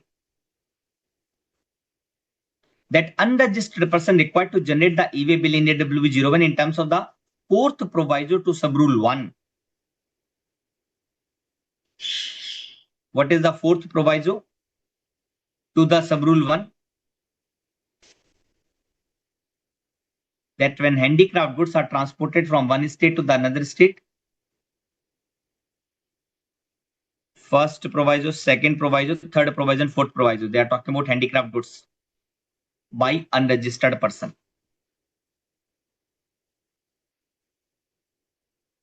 It says that unregistered person required to generate the e-way bill in terms of the fourth proviso to sub-rule 1, which we have discussed, or opting to generate the e-way bill, then he shall submit the detail on the common portal through ENR 03. Is it clear? How to submit, we have already discussed. After validation of the details, he shall be able to generate the the number would be unique common enrollment number would be communicated, and then he can generate.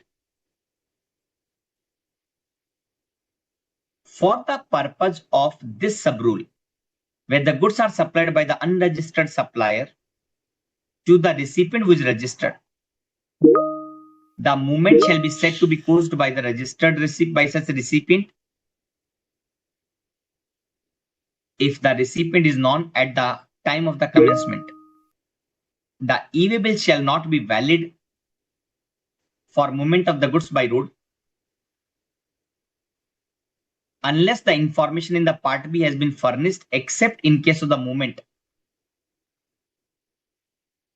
covered under sub-rule 3 का third proviso and sub-rule 1 का proviso, sub-rule 5 का proviso. Means it says that e-way will not be valid if you have not filled the part B, except sub-rule 3 का fourth proviso, third proviso. Quickly tell me in short, what is the third proviso to the sub-rule 3? एक short में बता दीजिए. मैं एक बार explain करता हूं समयनाथन. Just allow me 1 minute. After this question, I will explain.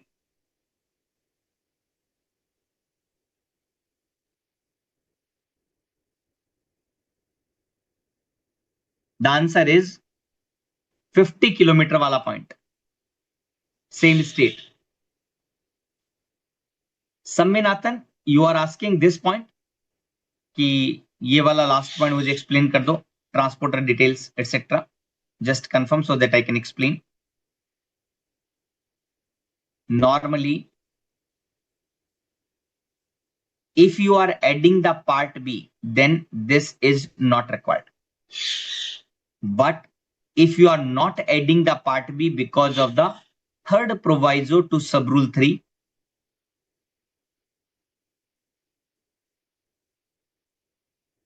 or proviso to 138.5, which we will discuss in some time.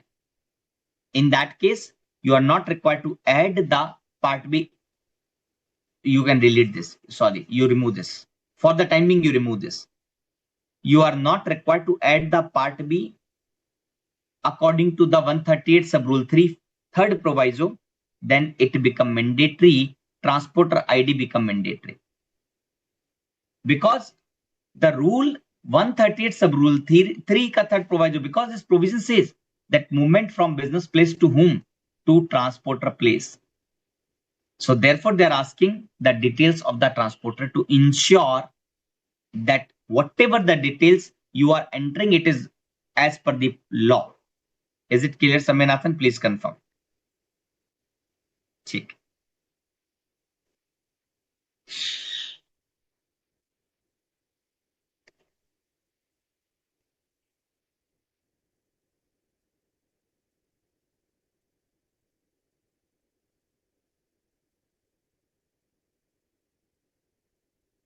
Upon generation of the e-way bill, unique e-way bill number shall be made available to the recipient and the transporter on the common portal. That is okay.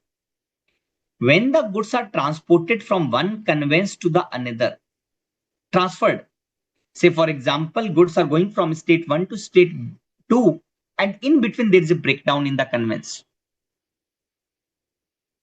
In that case, you are moving the goods from one truck to the another conveyance.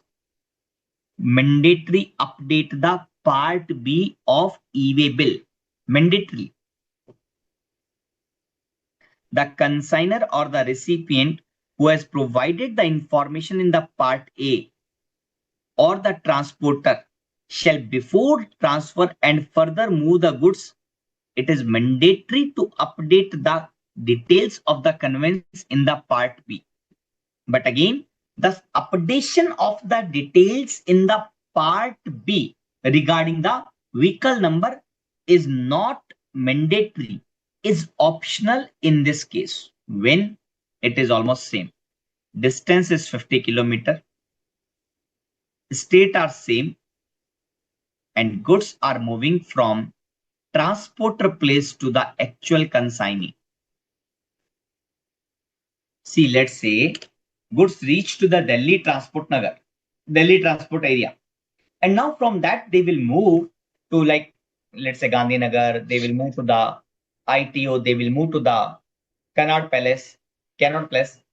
All these are within Delhi and distance are agar distance less than up to 50 kilometer hai.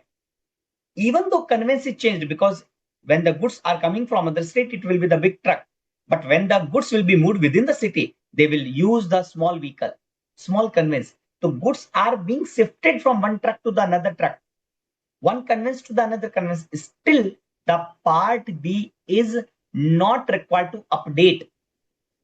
Not required to update. Is it clear? So what it says that e-way bill shall not be valid for movement by road unless the part B has been furnished. However, two exception.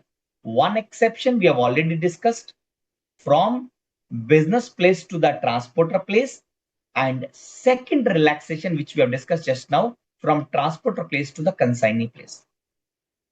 The two relaxation are there. Just take the another short break of 7 or 10 minutes and then we'll resume from 138 subrule 5A.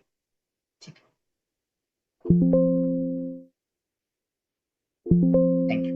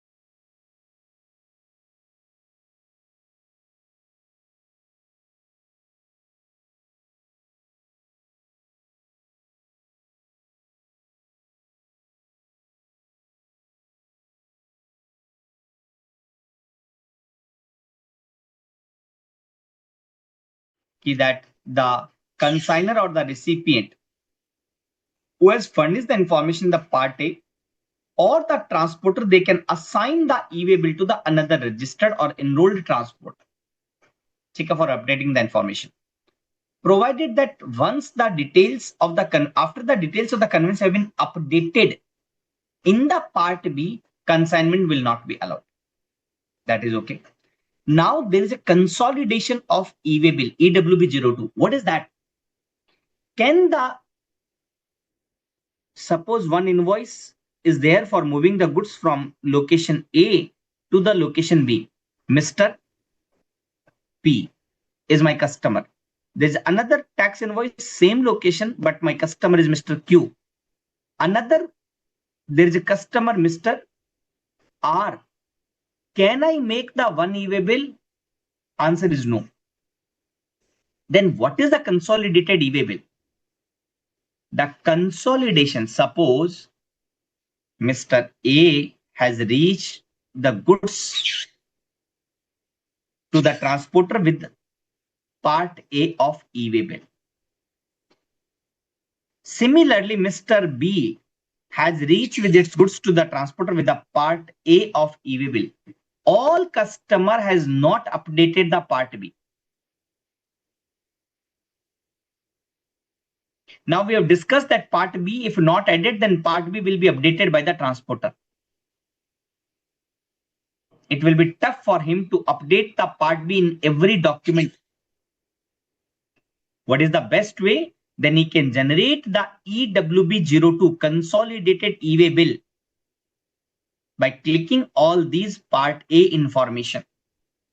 So this facility will help the transporter not to do the mistake. Will help the transporter to update once part B contain the vehicle number. He can update the vehicle number 1 and choose all the part A EWB by which it will be updated, and he can download the consolidated e-way bill for the moment. Till now, as of now, this provision is not made mandatory. It is not applicable. Rather, I should say it is not applicable, means this provision is there in the law, but it is not applicable. Why it is not applicable? We don't know, but somehow this particular provision create the additional responsibility on the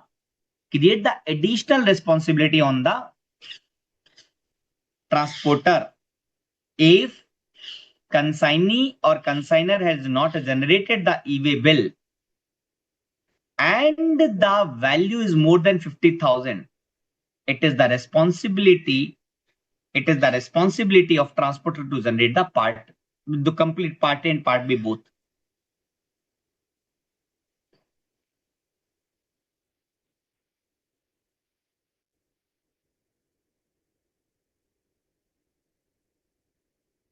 The information furnished in the part A is made available to the registered supplier in the GSTR1, provided that when the information has been furnished by a registered supplier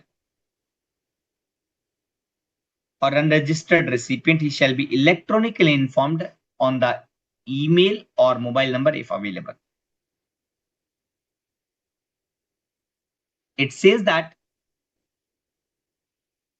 when the e-way bill has been generated, but the goods are either not transported or transported as per the details furnished in the e-way bill, are not transported as per the details furnished in e-way bill, it can be cancelled within 24 hours.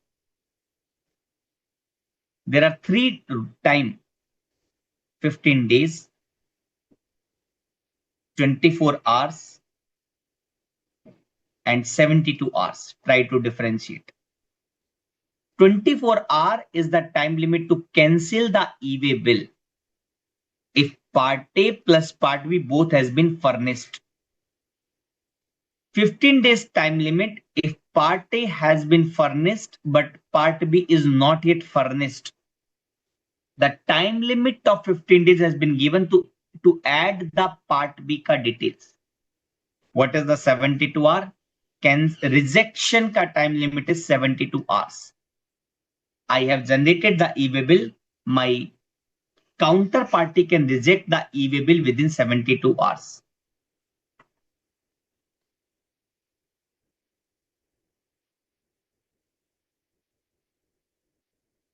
Okay. So that time limit I am not telling. So this is the 3 time limit. Now the validity of the e-way bill.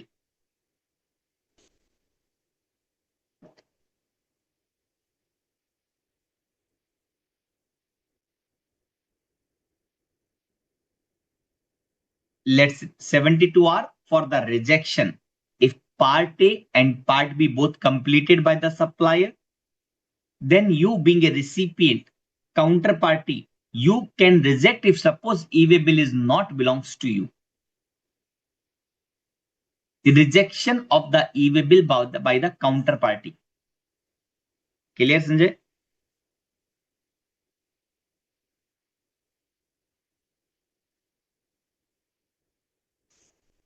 ठीक है.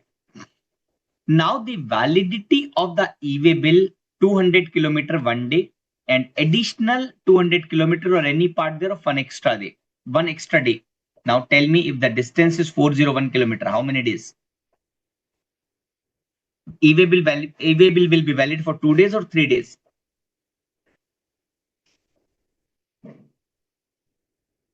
The answer is 3 days or 2 days or one day.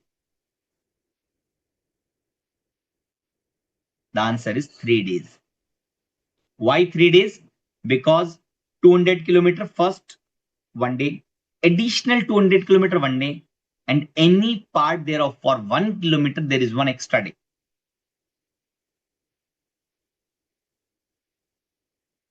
Up to 20 kilometer, if the goods are being sent through ODC, what is the meaning of over dimensional cargo? Over dimensional cargo is not overweight. No, it is defined in the law. What is the meaning of ODC cargo? ODC cargo means the cargo which is carried the single indivisible unit and which exceed the dimensional limit prescribed in the motor vehicle rules.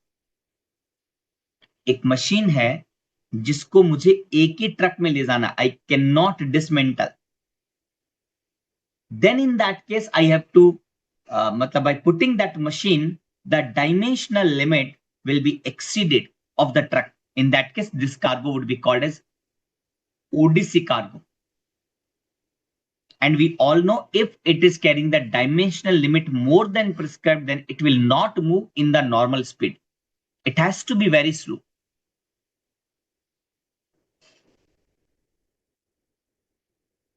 Considering that the validity is 20 kilometer one day. 20 kilometer one day. ठीक है. And every additional kilometer one extra days. Validity can be extended by the commissioner in exceptional nature, like during the COVID cantonment zone, like any Kerala flood, etc. In that case, including transshipment, the goods cannot be transferred within the validity period. Then transporter can extend, but it has to be extended within 8 hours from the expiry. Within 8 hours from the expiry.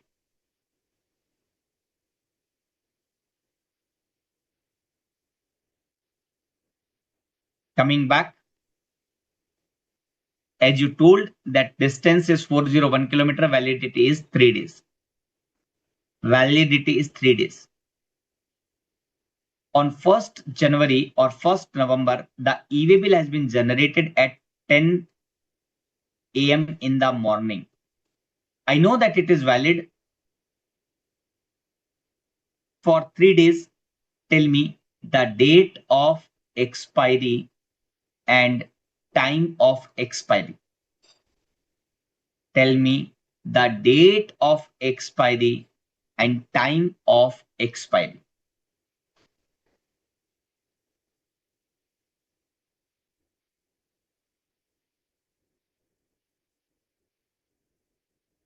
किस दिन खत्म होगा इसकी expiry और किस time पर expire होगा?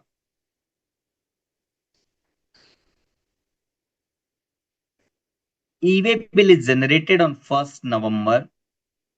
Till which date it will remain valid? Till which time it will remain valid?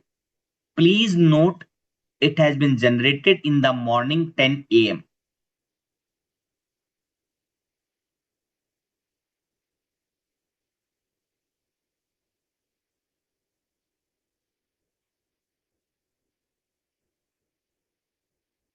The answer is 4th November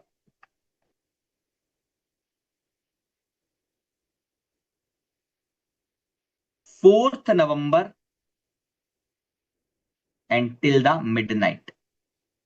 That is 12 a.m. Why? Because they have given the meaning of relevant, they've given the definition of the relevant date. The relevant date means the date on which the e-way bill has been generated and the period of the validity. Period of the validity shall be counted from the time at which e-way bill has been generated, and each day shall be counted as the period expiring at midnight of the day immediately following the date of the generation. So I have generated on 1st November. So first day will be 2nd November till midnight. Second day will be 3rd November midnight. Third day, the validity is 3 days. So 3 day, but it will not expire at 10 a.m. It will expire at midnight. I hope it is clear.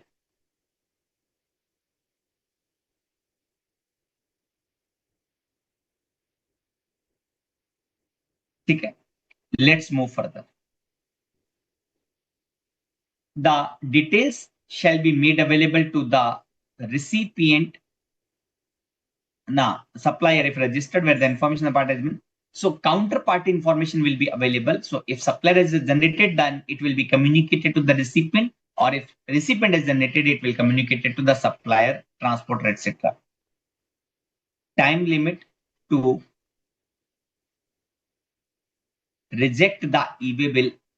Time limit to reject the e-way bill is 72 hours.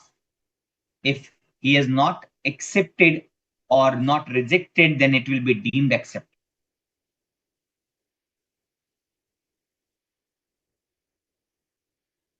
The e-way bill generated under this rule shall be valid in every state. Now the relaxation from not generating the e-way bill. The relaxation from not generating the e-way bill. If the goods are being such which is given in the annexure, like LPG for household, like used personal goods, like jewelry, smith, gold, then when the goods are being transported in non-motorized conveyance, if you are moving the goods by bull cart, no e-way bill. Within custom, there is no requirement of e-way bill from the port to the ICD or container freight station by custom. No movement within the custom require the e-way bill.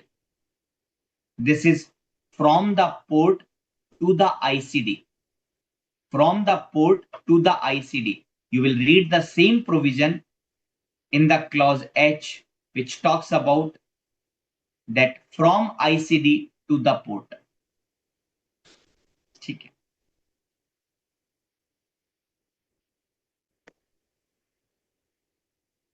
Then it talks about clause D. We have already covered. Clause D we have already covered. The clause E. If the goods are exempted, if the goods are exempted, then if the goods are exempted, then no e-way bill except this item. And Geet, you have asked the question that if it is a bill of supply, do we need to require the e-way bill? No requirement, but only this item which has the bill of supply, but yes, require the e-way bill. Require the e-way bill because it has not been exempted from e-way bill requirement. If it is schedule 3 item, no e-way bill required. If it is alcoholic liquor, petroleum crude, HSD, etc., then no e-way bill is required.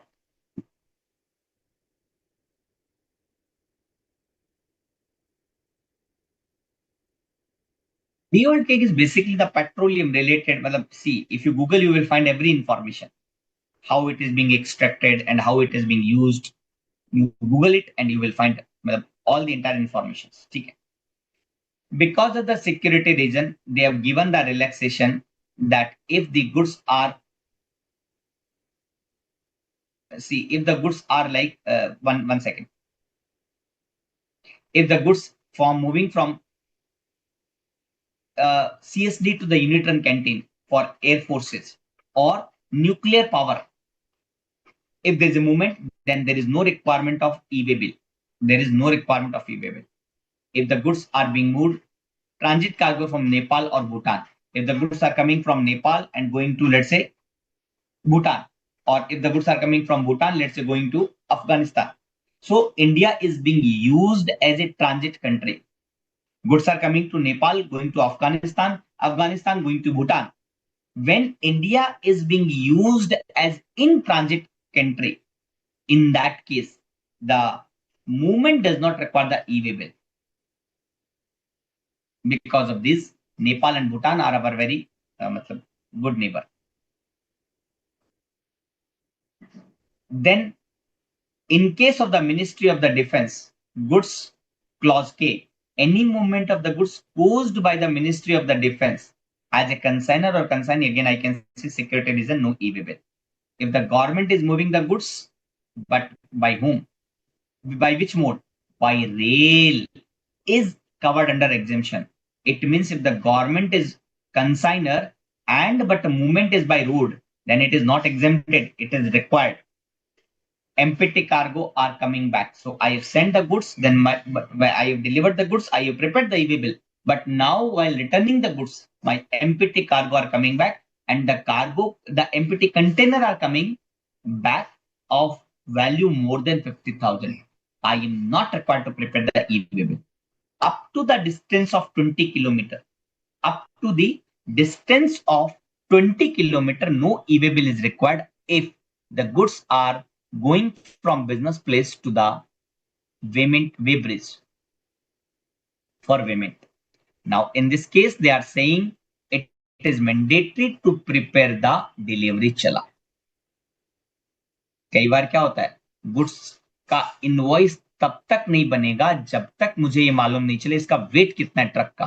तो what happen, from factory to the weighbridge goods are going and it is coming back because they have the actual weight and accordingly the invoice is being prepared. Accordingly, the invoice is being prepared.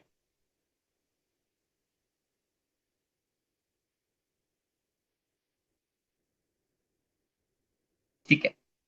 Where empty cylinder for packing of the LPG are being moved for reason other than supply. Okay. Now these main provision is completed. Now these are the relaxation 138.14 clause A. LPG, kerosene oil, postal baggage, natural. Please note, in the jewelry, they have excluded one item. Except imitation jewelry. Meaning thereby, for imitation jewelry, e-way bill is required. Currency, used personal, coral, etc. No e-way bill. Now, which all document and the device to be carried by the person in charge of a conveyance.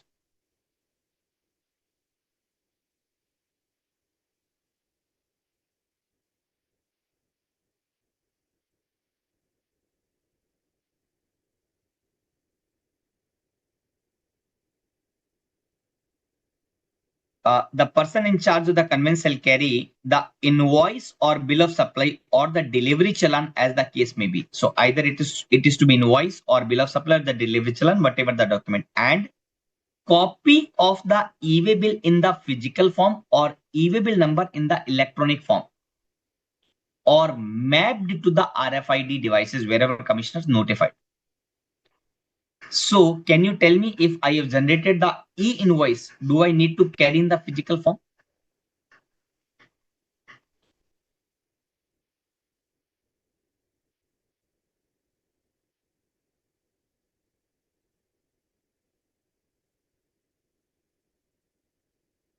If I have the e-invoice, then do I need to carry the physical copy?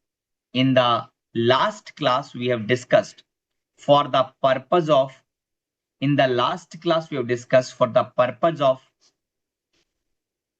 e-way bill, no e-invoicing ka physical copy is required. You can carry the soft copy sufficient, provided that nothing contained in the clause B shall apply in case of the movement by rail, by air, by vessel. Can you tell me why this relaxation is being given? That copy of e-way bill is not required in the physical form if the movement is by rail, by air, or by vessel. Why? Why they have given the relaxation?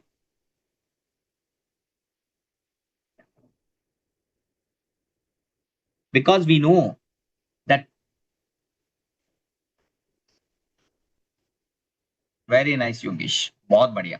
Because we know that it can be generated even after the movement, of the goods, but before delivery. Therefore, they are not asking to provide in case if the movement is by rail, by air, by vessel. In case of the import, it is mandatory to indicate the bill of entry in the part A. Means this is the format of e-way bill, correct? See, when you select the inward, then there would be one option, import. And once you select the import, then in the document, there will be only one option, that is bill of entry.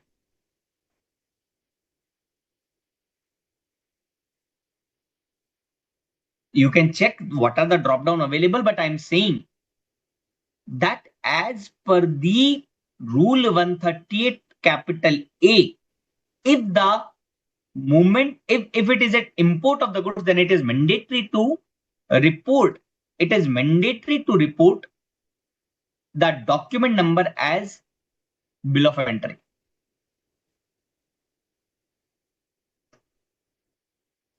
In case the invoice is issued in the manner under sub-rule 4 of the rule 48, that is invoicing, it may produce electronically for verification in lieu of the physical copy of the tax invoice. Whatever the question which I have asked, correct? Then it says that information when the registered person upload the invoice under sub-rule 2, the information in the part A, मतलब अगर आपका e-invoicing applicable है, तो based on the e-invoicing, your part A will be pre-filled by the common portal on the basis of the information INV1. Commissioner can notify certain class of the transporter to obtain the RFID device. Again, commissioner has the power to notify, to require the person in charge to carry the following document instead of e-way bill. He can carry the tax invoice or bill of supply, bill of entry, or the delivery challan, where the goods are transported for reason other than by way of the supply.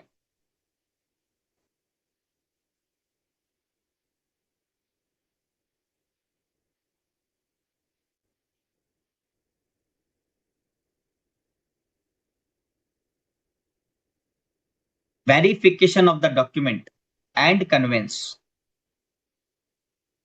The commissioner or an officer empowered by him in this behalf may authorize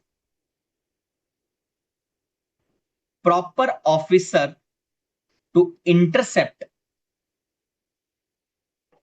the conveyance to verify the e-way bill in the physical or electronic form for all inter or intra movement of the goods. So officer is empowered to stop the vehicle and check कि whether physical form or electronic form for all inter or intra. Meaning thereby, please note, Rule 138 sub rule B gives the power the officer to check what? Everything? No, to verify the e-way bill, and the commissioner shall get RFID installed at the place where the verification is required to be carried out by the RFID device. Physical verification shall be carried out as authorized by the commissioner or empowered by him in this behalf on receipt of the evasion of tax information. Physical verification can be carried out by any other officer after obtaining the necessary approval.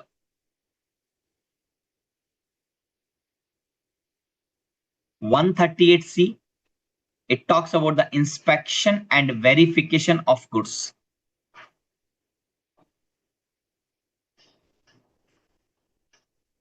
A summary report of every inspection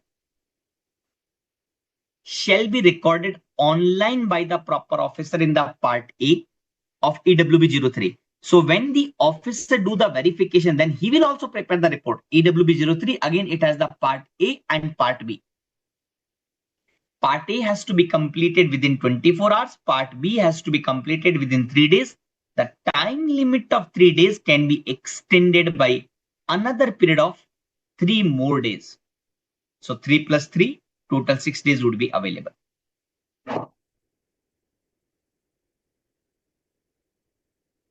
Again, the time of 24 hours or 3 days shall be counted from the midnight of the day on which the vehicle was intercepted. Same point which we have discussed.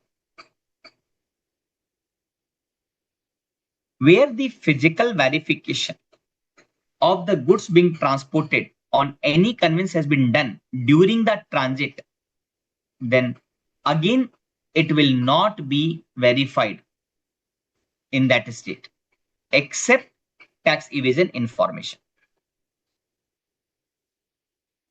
138D is the facility for uploading the information regarding the detention. When the vehicle has been intercepted and detained for a period exceeding 30 minutes, transporter can inform the can upload the information in the EWB 04. Very important. If the non-compliances are being given, whatever it has been given is false, in that case, Part A cannot be added, notwithstanding anything contained.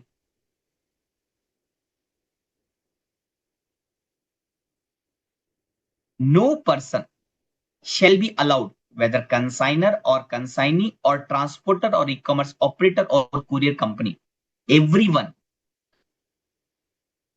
is blocked from Part A. In respect of the movement of the goods of a registered person who, मतलब एक defaulter है, non compliant person है, उसका आप part A generate नहीं कर सकते, चाहे आप कंसाइनर है या कंसाइनी है या ट्रांसपोर्टर ईसीओ कुरियर, आप कुछ भी हैं, you can not generate the part A of the registered person who is doing this non compliance. What is that? Person registered under section 10, that is composition dealer, has not furnished the statement in CMP 8 for 2 consecutive quarters. If it is a regular taxpayer, then he has not furnished the return that is GSTR 3B for 2 tax period, 6 months or 2 months or 2 quarters. If the regular taxpayer but not furnish the GSTR 1 for 2 months or quarter,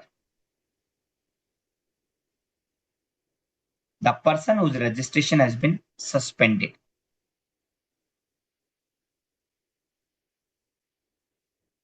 Provided that commissioner may, on the receipt of an application,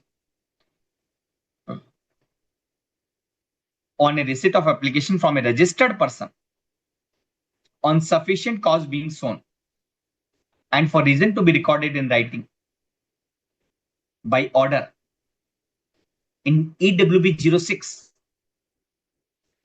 subject of the said information in the part is subject to condition restriction as may be specified therein. So अगर उस registered person को लगता है कि ये block नहीं होना चाहिए, then in that case he can request the commissioner in EWB 06 and allow him to add the information in the part A. Obviously, reasonable opportunity the being heard will be given if the request has been rejected. The commissioner means the jurisdictional commissioner in respect of the clause A and the clause B. Now let's move to the sum circular.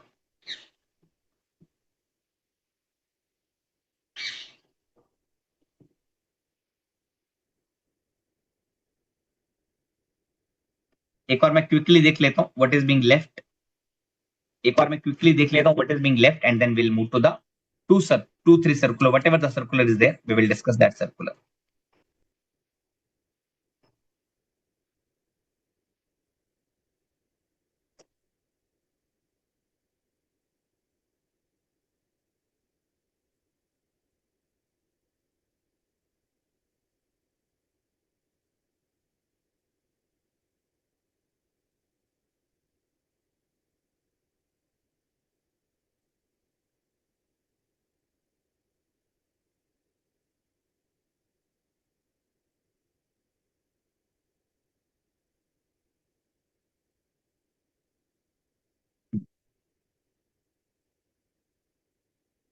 Consignee or recipient, taxpayer storing the goods in transporter godown. Generally, the textile trader use the transporter godown for storage of their goods due to their weak financial conditions. The temporary storage them in the warehouse for further transportation till the consignee or taxpayer's recipient premises. In the case, the recipient taxpayer has to declare the transporter godown as an additional place of business. Otherwise, he cannot store the goods.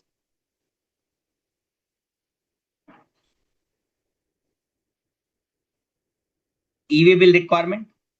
The goods in the moment, including when they are stored in the transporter's godown, shall always be accompanied by a valid e-way bill. The transporter under the e-way bill shall be deemed to be concluded once the goods have been reached to the transporter godown, that is the recipient additional place of business.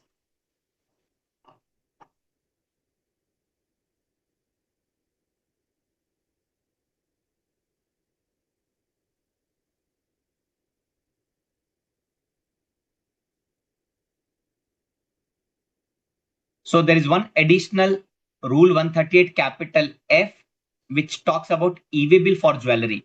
Only 1.23 point I like to highlight. E-way bill for jewelry is not mandatory for interstate. Point number 1. Point number 2, e-way bill for jewelry is for within the state only, intrastate. In case of the e-way bill for jewelry, it is required to be notified by the respective state. And last, only part A to be filled, not part B. Because of the confidentiality, they have kept that part B is not required. Because of the very security purpose, they are saying it is very high value.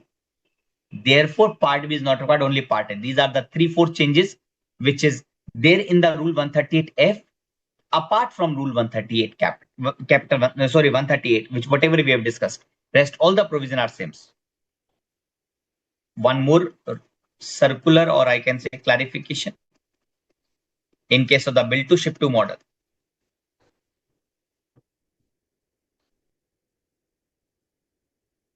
in case of the bill to ship to model, so Mr. A, the bill to ship to model, A is the person who has ordered Mr. B to send the goods to directly C. So in this example, B is the supplier, A is the third party, I can say, and C is the ultimate recipient. Matlab A is making the sale of the goods to C.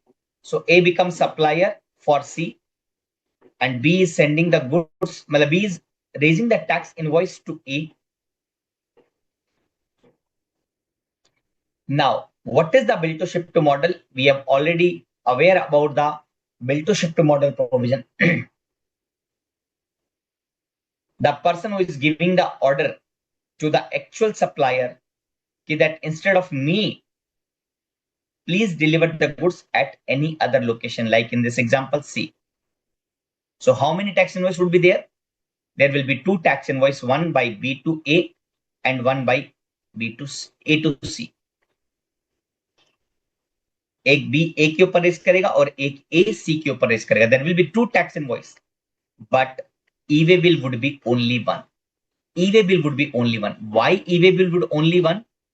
Because when you go to the format of e-way bill,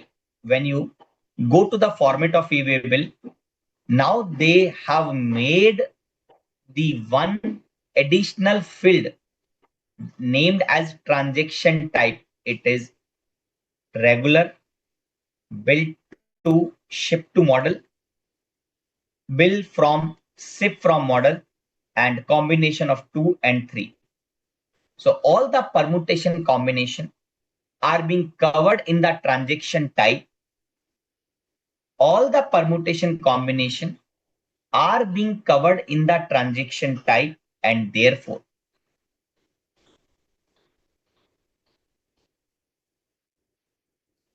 there is only one e-way bill required for bill to ship to model.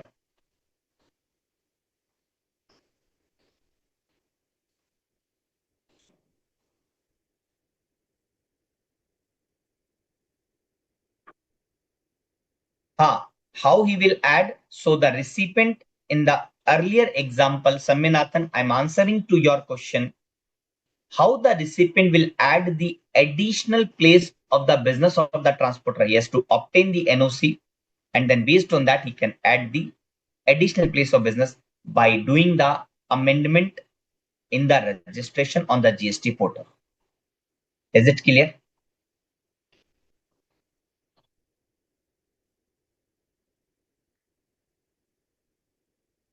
Okay.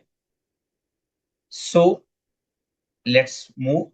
That part is completed. There is one more circular, I can say.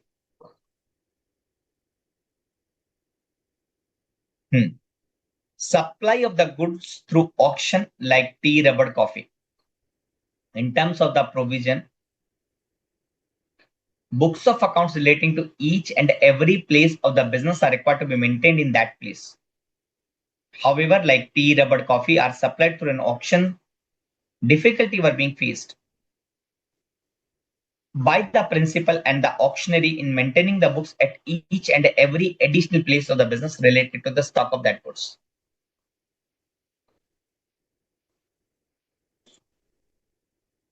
Consequently, it has been clarified that in case the principal and the auctioneer may declare the warehouse where such goods are stored as their additional place of business, the buyer is also required to disclose that warehouse as his APOB if he also want to store the goods through auction.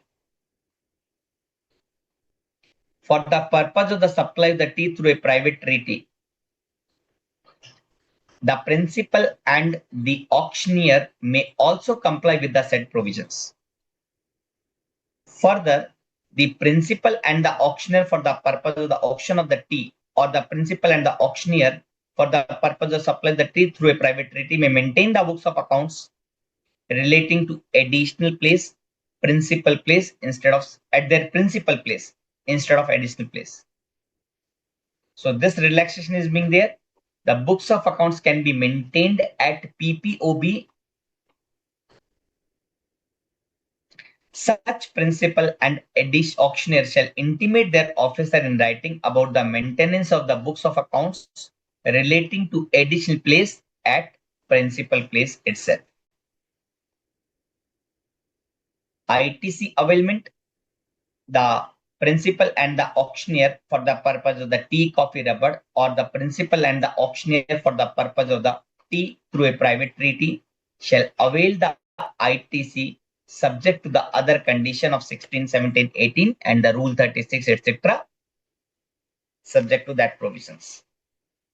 So by this, we have completed the entire chapter. If you have any question, please ask. Otherwise, I will start the quick round of the question answer.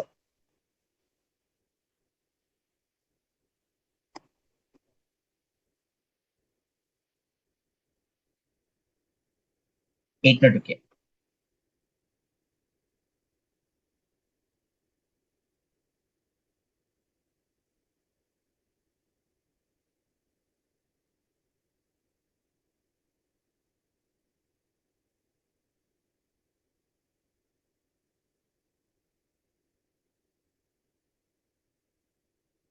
Hmm.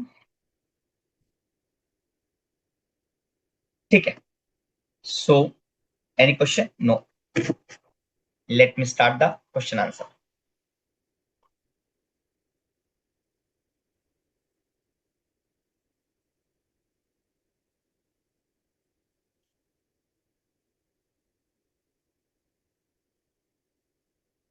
What is the time period for retaining the books of accounts? कितने time period तक मुझे books of accounts रखना पड़ेगा? How much time period is I need to maintain the books of accounts?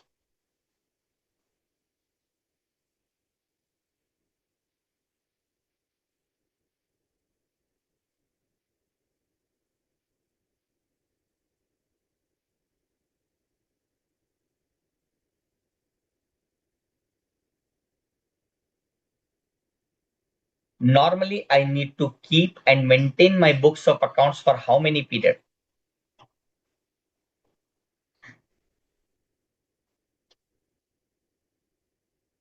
72 months from the annual return, from the due date of annual return of the relevant financial year. And additionally, if the party is subject to any appeal, revision, appellate authority, then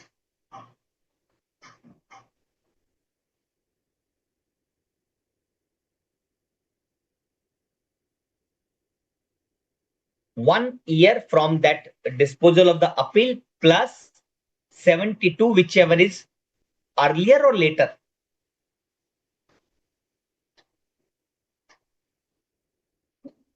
Answer is later.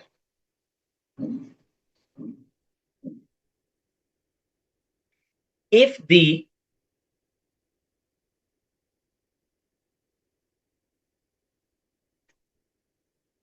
registered person fail to account for the goods, then what problem may face by the taxpayer from the proper officer? What the proper officer will do in this case? If the registered person failed to account for the goods in accordance with the provisions, अगर किसी books का accounting नहीं करते हैं, किसी goods का accounting नहीं करते हैं, गुड्स और सर्विस का अकाउंटिंग नहीं करते, in that case what will happen?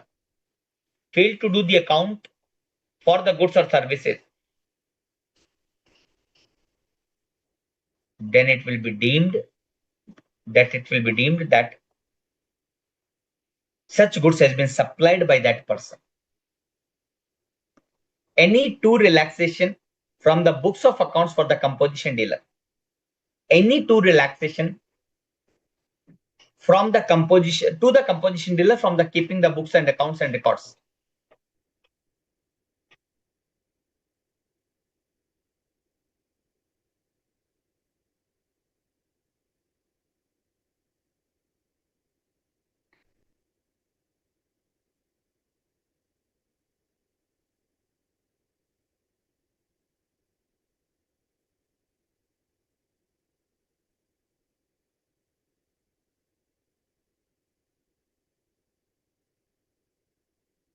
So regarding the quantitative details of stock, it is not required.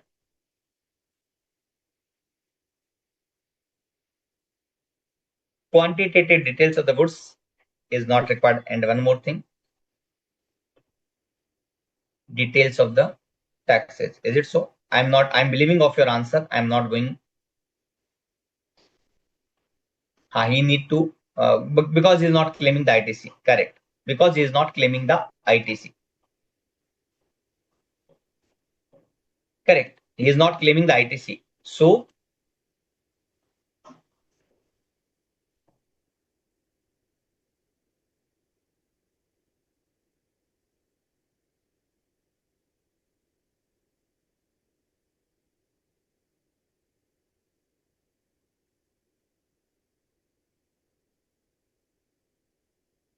ठीक है. अब बात करते हैं थोड़ा 138E. 138 की, what is the time limit to cancel the e-way bill? What is the time limit to cancel the e-way bill? What is the time limit to cancel the e-way bill? It is 24 hours. ठीक है. Can e-way bill be made optionally also?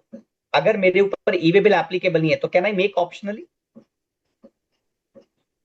But can I make invoicing optional?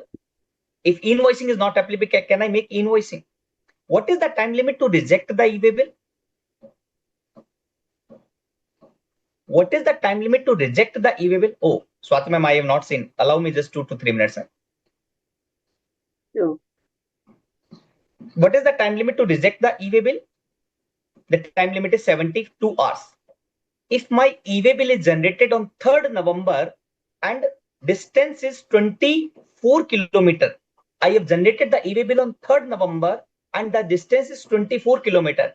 Assume that it is over-dimensional cargo. Tell me. So let me repeat again. 3rd November को मैंने generate किया in the morning 10:30. The distance is 24 kilometer and the distance is 24 kilometer and the cargo is ODC. Tell me the expiry date and expiry time. Tell me the expiry date and expiry time of that e-way bill.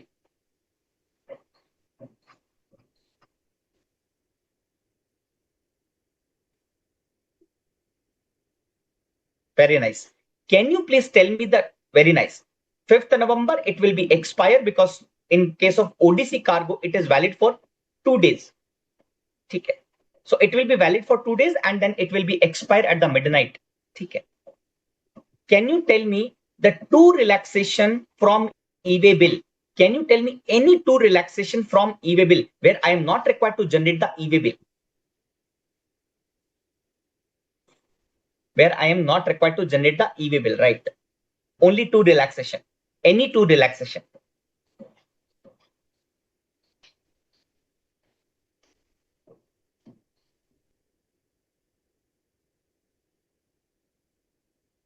Okay. See, if you use the word Saminathan, if you say that up to 50 kilometer, then that would not be the correct answer because you need to prepare the part A in that case. I am saying complete relaxation of e-way bill.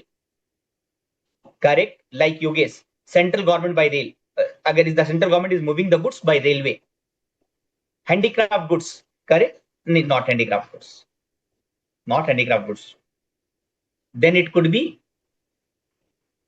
like cargo movement within the custom area. Exempted goods. Tell me which exempted item require the e-way bill. Tell me which exempted item require the e-way bill. Answer is de-oiled cake. De-oiled cake. So from my side, this class is over. Now I'm handing over to the Swati ma'am for continuation. Good morning, sir, and good morning, students. Very nicely, all the questions which I have planned so far to take in the class has already been taken by sir. All the questions have been taken. So I think I just will take either 1 or 2 more questions. And I think all the provisions have very well been explained by sir and also understood and appreciated by you because the application of all these provisions has also been simultaneously tested by Arun sir. So just you can say the last question of the day. If goods are transported for a distance of 18 kilometers from the place of business of the consigner to a way bridge for weighment, right? And it will be way bridge back to the business of the consigner, although the delivery challan has already been issued in accordance with the Rule 55. So whether e-way bill is required in this case or not?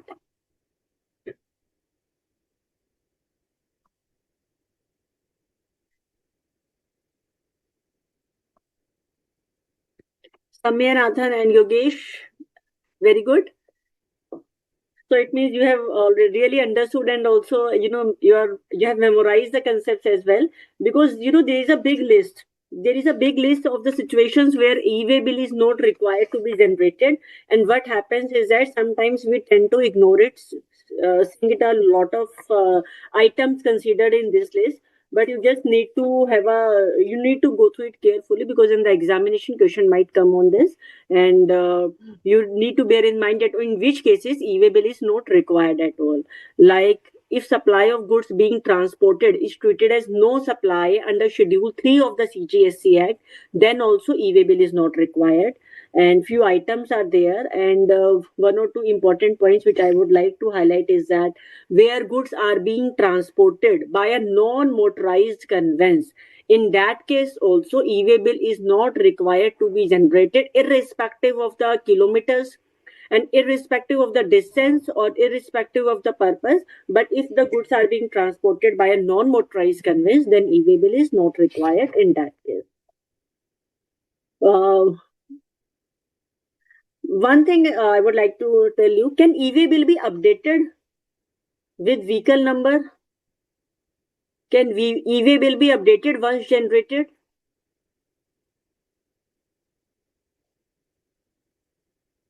Yogesh, your answer is correct. Samya, Nathan, Geet. Yes, e-way bill, it can be updated with vehicle number any number of times. There is no bar on the updation of e-way bill. E-way bill can be updated any number of times. And cancellation, sir has already tested that yes, option of cancellation is there, but it is only within 24 hours of generation of e-way bill. And e-way bill is not valid for movement of goods without vehicle number on it. So quoting of vehicle number is very important. And other important aspects which, yes, although I know that you already remember, but these are very important, so I want to test it to you. What are the exceptions to the minimum consignment value? Minimum consignment value, I hope that you know it is rupees 50,000 for e-way bill to be generated. So what are the exceptions to minimum consignment value?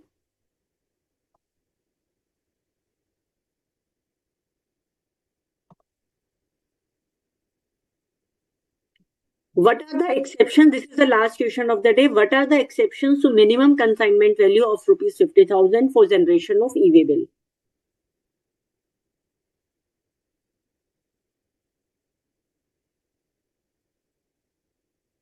This question I'm not getting any answer.